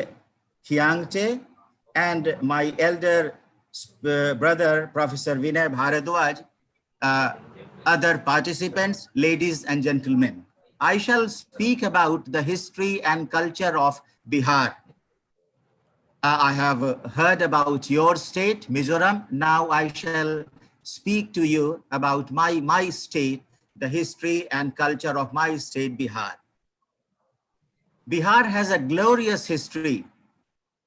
It has been the birthplace of India's first political empire, the Magadh Empire. You must have heard about Magadh Empire. Magadh Empire, which came into existence in the 6th century BC. It has also been the birthplace of world's first republic, known in history as Vajji Republic, the capital of which was Vaishali. At one point of time, the history of Bihar was the history of India. Bihar produced rulers like Chandragupta Maurya and Ashok, whose empire stretched as far as Afghanistan in northwest and Bangladesh in the east. Both of them were enlightened rulers who took interest in the welfare of their citizens. This is quite evident from an inscription in Gujarat, which suggests that ancient Indian rulers, including Chandragupta Maurya and Ashok, provided irrigation facilities to peasants and did a number of works for the welfare of their people.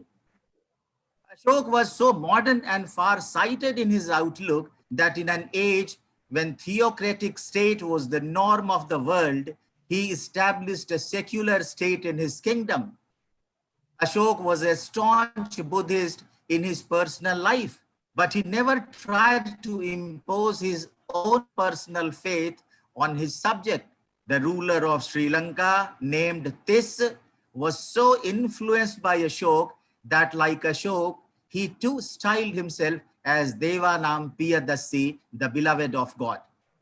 Even countries like Syria, Egypt, Cyrene, Macedonia, and Epirus, ruled by Greek kings, were ethically and morally conquered by this wonderful king, Ashok. In medieval times, Bihar produced another enlightened ruler in the form of Sher Shah, who is known as the founder of Suri Empire in India.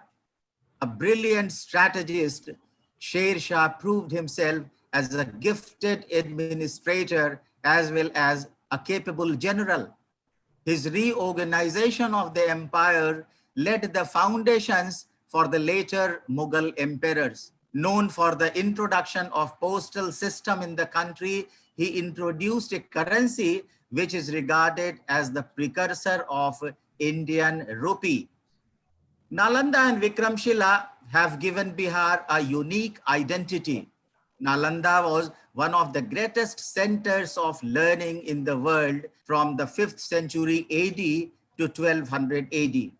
At its peak, it attracted scholars and students not only from various parts of India, but also from Tibet, China, Korea, and Central Asia.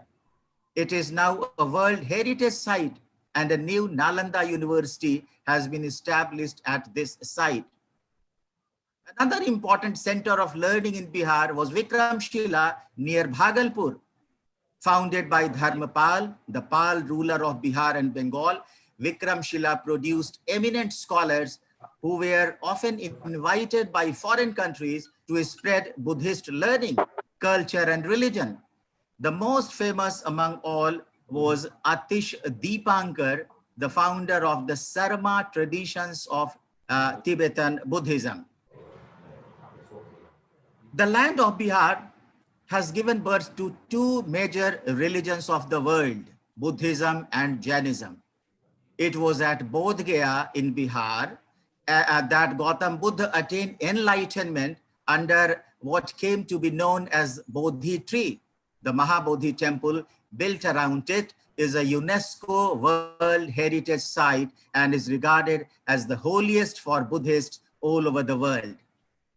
Like Buddhism, Jainism too has had a long history in Bihar since the time of Bhagwan Mahavir, who was born in the republican land of Vaishali. Mahavir attained enlightenment in Pavapuri, which too is in Bihar and which is a pilgrimage site for Jains from across the world.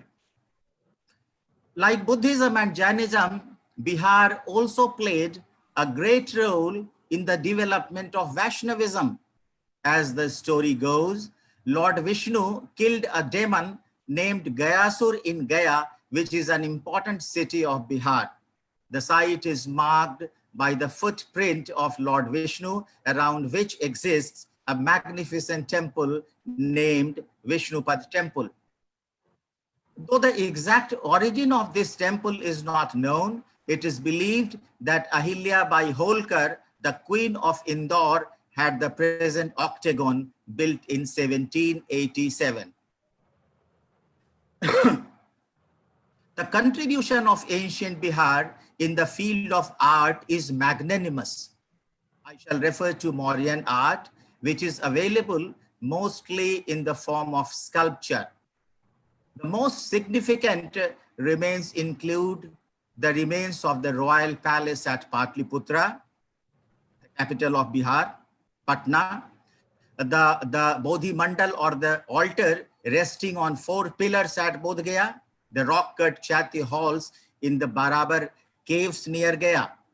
The Maurya period marked an imaginative step forward in Indian stone sculpture. The elaborately carved animal capitals on some pillars of Ashok are one of the works in the world.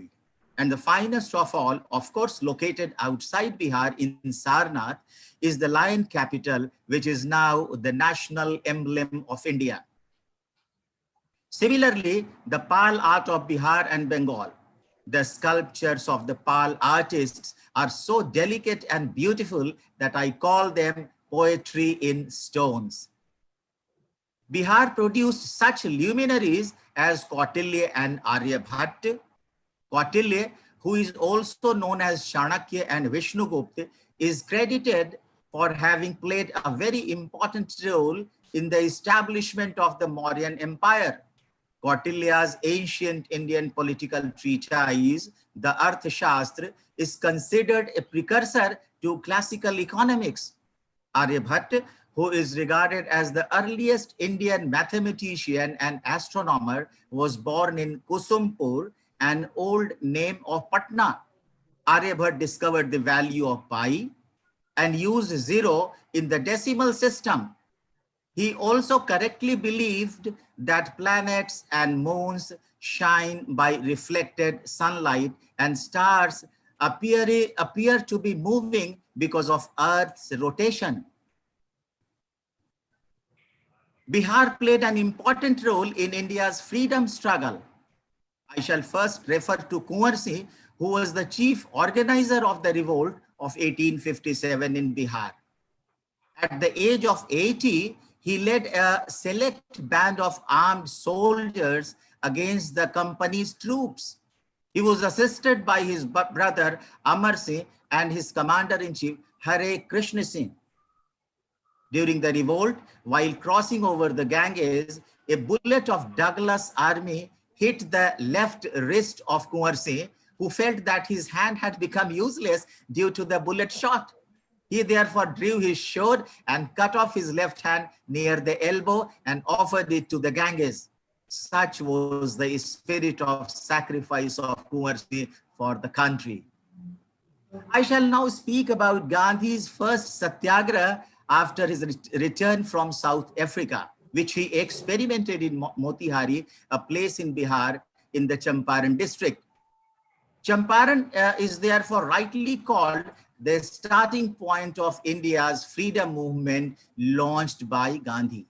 It was India's first civil disobedience movement.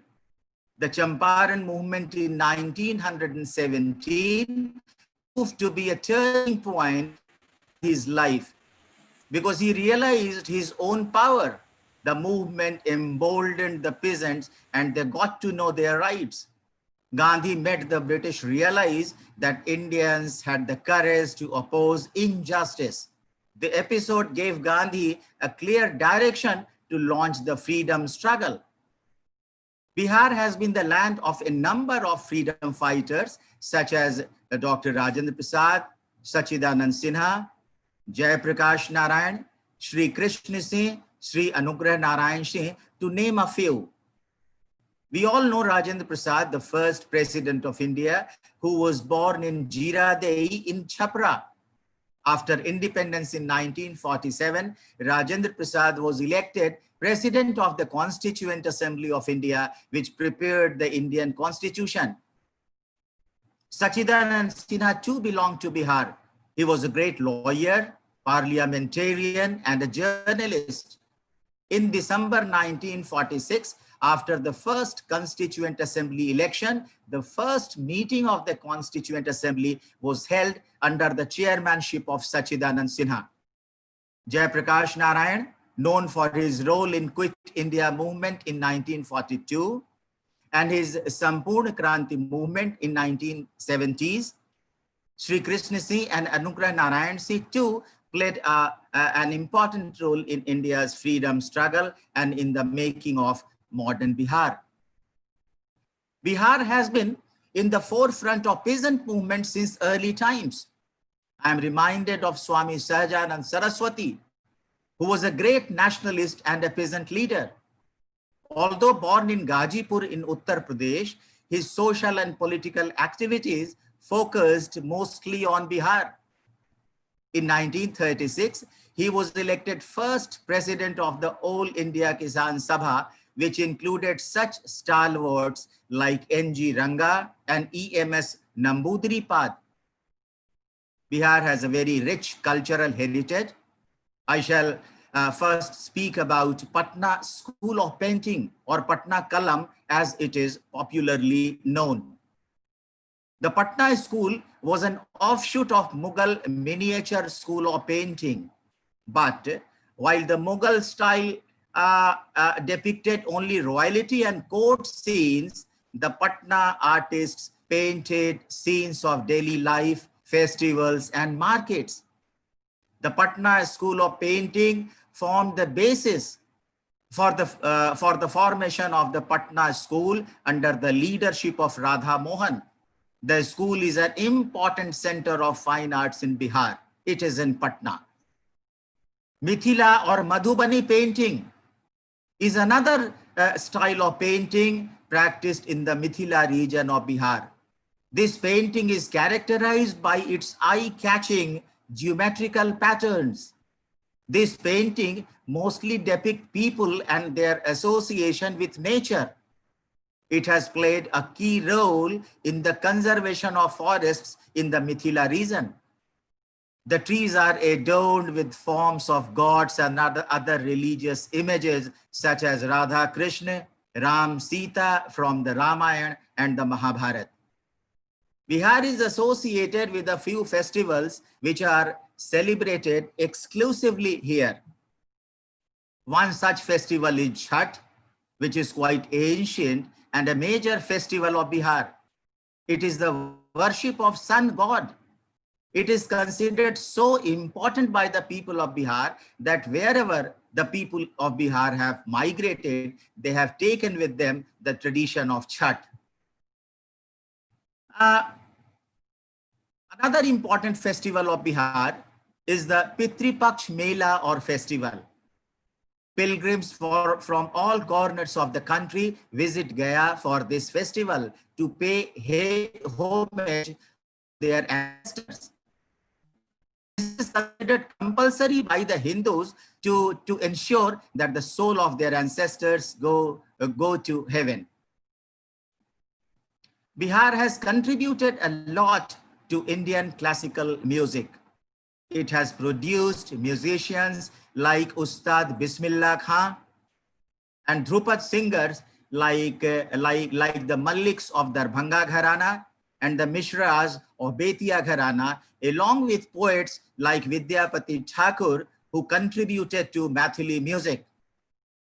In 1984, Satish Anand had evolved a new Bidesiya style for modern Indian theatre. The new style used elements of traditional folk theatre from indigenous Bihari culture. In addition to the places and monuments that I have already mentioned, there are several other places in Bihar which are of cultural significance. One such place is Takht Sri Patna Sahib, that is also known as Har Mandir Sahib. It is one of the most pious Gurudwaras of India. It was built by Maharaja Ranjit Singh to commemorate the birthplace of Guru Gobind Singh, the 10th and the last Guru of the Sikhs. The Martyrs Memorial, also known as Shaheed Smarak at Patna, is also worth visiting by everyone. It is a marvelous bronze structure of 7 young boys who sacrificed their lives in Quit India movement. The Golghar at Patna, the Patna Museum, and Patna High Court are some of the best examples of Indo-Saracenic architecture. The list is endless. क्या-क्या बताऊं? समय की सीमा है. In fact, the glory of Bihar is an endless sky which will never meet the horizon. Thank you very much.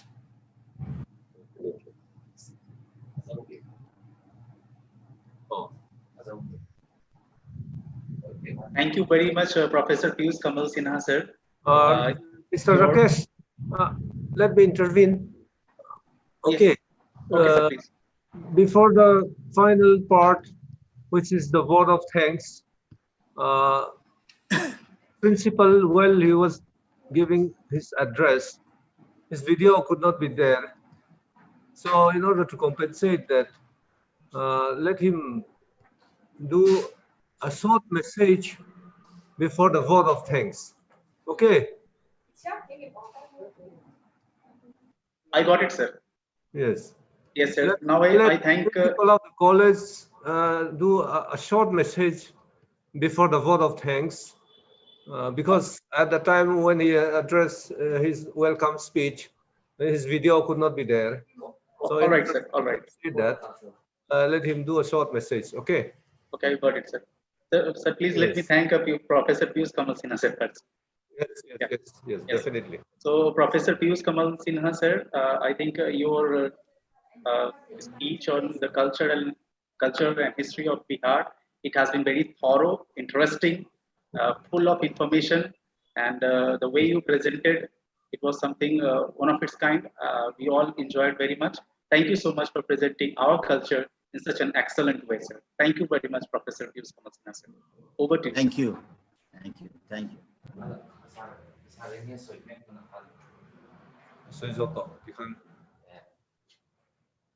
Dr. Ram Liana, sir.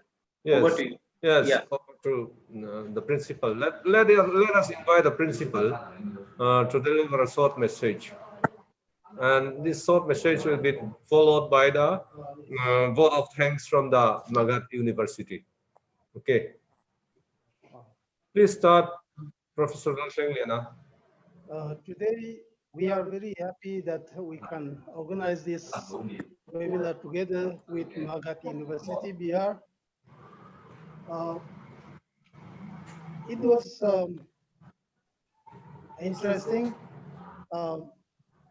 It gives us an opportunity to not only to internet with each other, but also to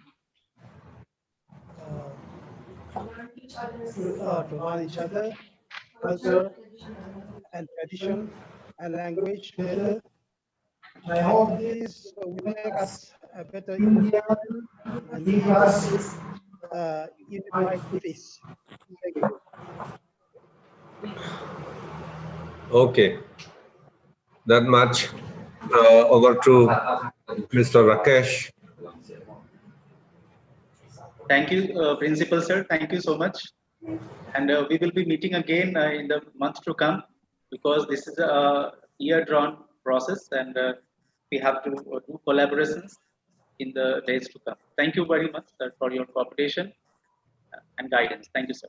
Now I request Professor Vikas Mohan Sahai, CCDC Magadh University, to extend a vote of thanks and formally end this program.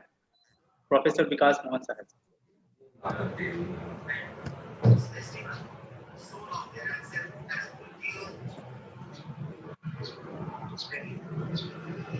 Your voice is not audible.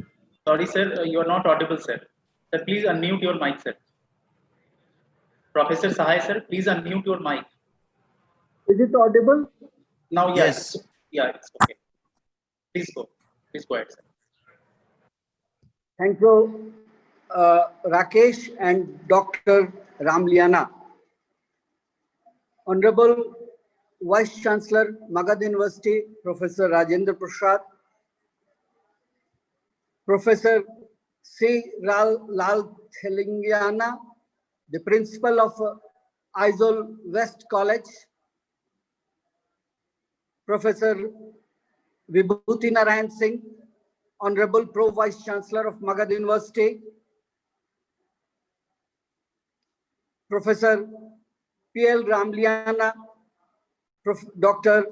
R. Lalsangpuii, Dr. Phillia, Professor Vinay, Professor Piyush Kamal, and all the teaching fraternity who are participating in this one-day webinar on coalescing cultural threads of Bihar and Mizoram. I am thankful to our Honorable Vice Chancellor, Magadh University, Professor Rajendra Prasad, for giving his valuable time to preside over this function and to become the chief guest of this function. This webinar, in fact, it is our honest and sincere effort.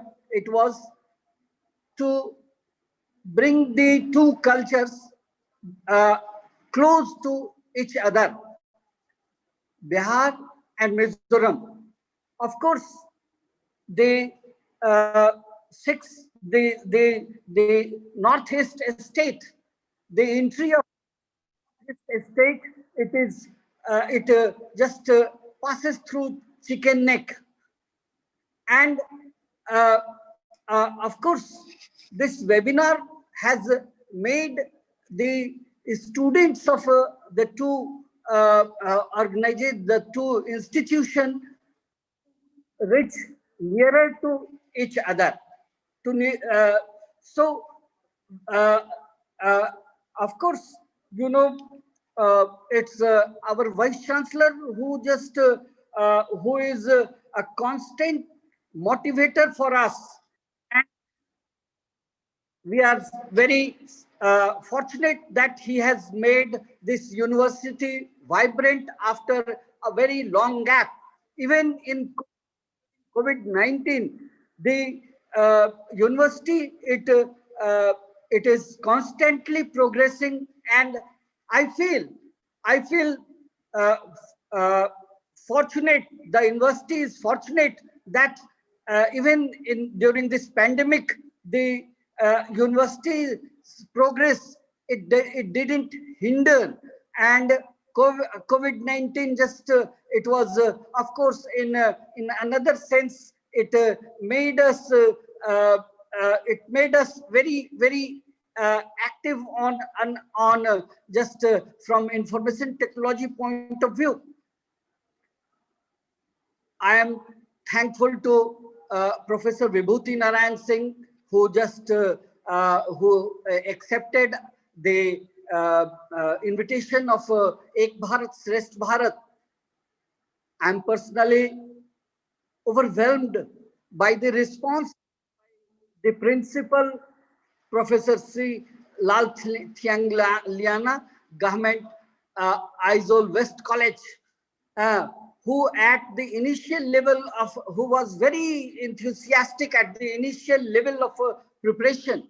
I'm very thankful. Just the day on which I initiated and Rakesh initiated the proposal regarding Ek Bharat Shresth Bharat, and we just proposed, and rather he accepted it, and now it seems that it is his proposal and he initiated it, and he just took it in a very nice way, and he managed all the things of this one-day webinar on coalescing cultural threads of Bihar and Mizoram nicely.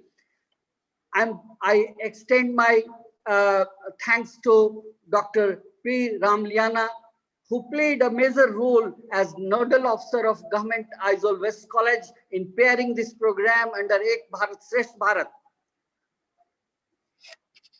Thank you very much, Dr. Ramliana. I am really thankful to Dr. Vinay Bhardwaj, who in brief speech, he tried to say everything about the culture of Bihar, and the tried to make the students of both the states aware of the culture of Bihar and Mizoram. I'm thankful to Dr. R. Lalsangpuii. Thank you, Dr. Lalsangpuii.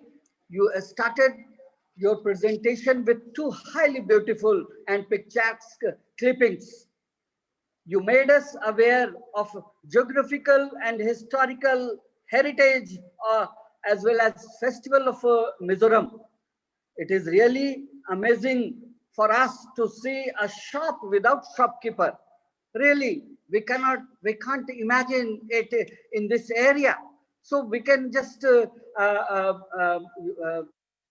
imagine it that yes, it's also a place in India where there is a shop without shopkeeper. See the honesty, the sincerity of that place. Dr. Lalsangpuii, you presented the historical and cultural background of Mizoram in a very nice way. I'm thankful to make us aware of the cultural heritage, the historical background of Mizoram. Thank you very much. Dr. Phillia focused on basic language and communication in Mizoram. We became aware of Tibeto-Burman family of language from where Mizo language originates. Thank you, Dr. Phillia. You taught us, you made us aware of once again the difference of the two vowels A and I. The two vowels, it made us acquainted from Mizo point of view, and it will help us in understanding and discriminating male and female names. Thank you, Dr. Phillia. I extend thanks to my colleague and my younger brother, Professor Piyush. Professor Piyush, in a very just transparent way, he just made us aware of the culture, the heritage of Bihar. I think Professor Piyush must have reached to all the participants through his historical, social, and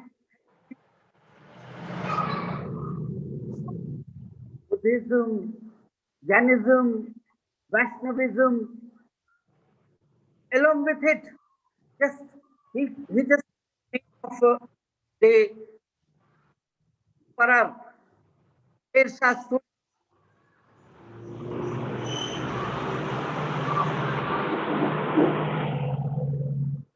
City Road, which passes Bodh Gaya.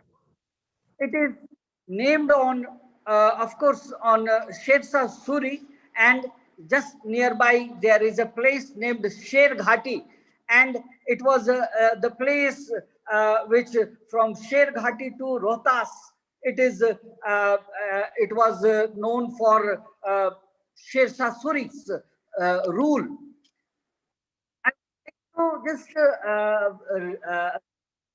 Just to recall Dr. Phillia. Dr. Phillia, you must have gone through a passage to India by E.M. Foster, and nearby this city, the Barabar cave is here, and the Barabar cave is get a mention in a passage to India about Barabar cave. So we find the description about that cave in that novel. I'm thankful to Professor Piyush Kamal, who made us,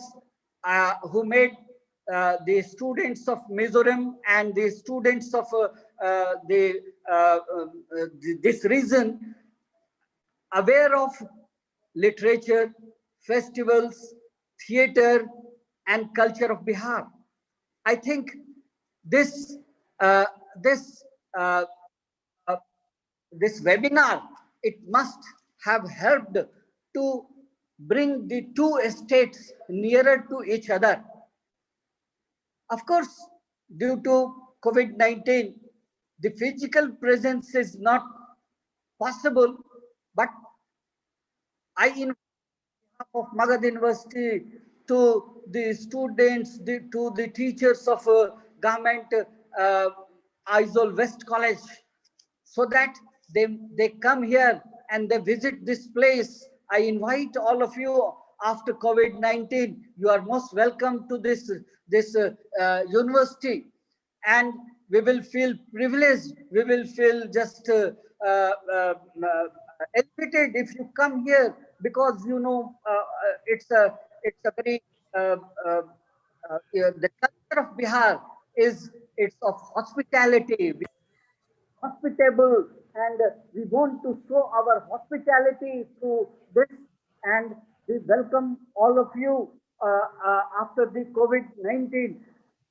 So I once again thank to Professor Lalsangpuii, the principal of West College, Aizawl, and Professor Phillia, who conducted proceeding very nice, to my younger brother, Dr. Roshan, who made this webinar possible, and to all of you joining this webinar. Very much from Magadh side. Thank you very much. Over to धन्यवाद, बहुत बहुत धन्यवाद.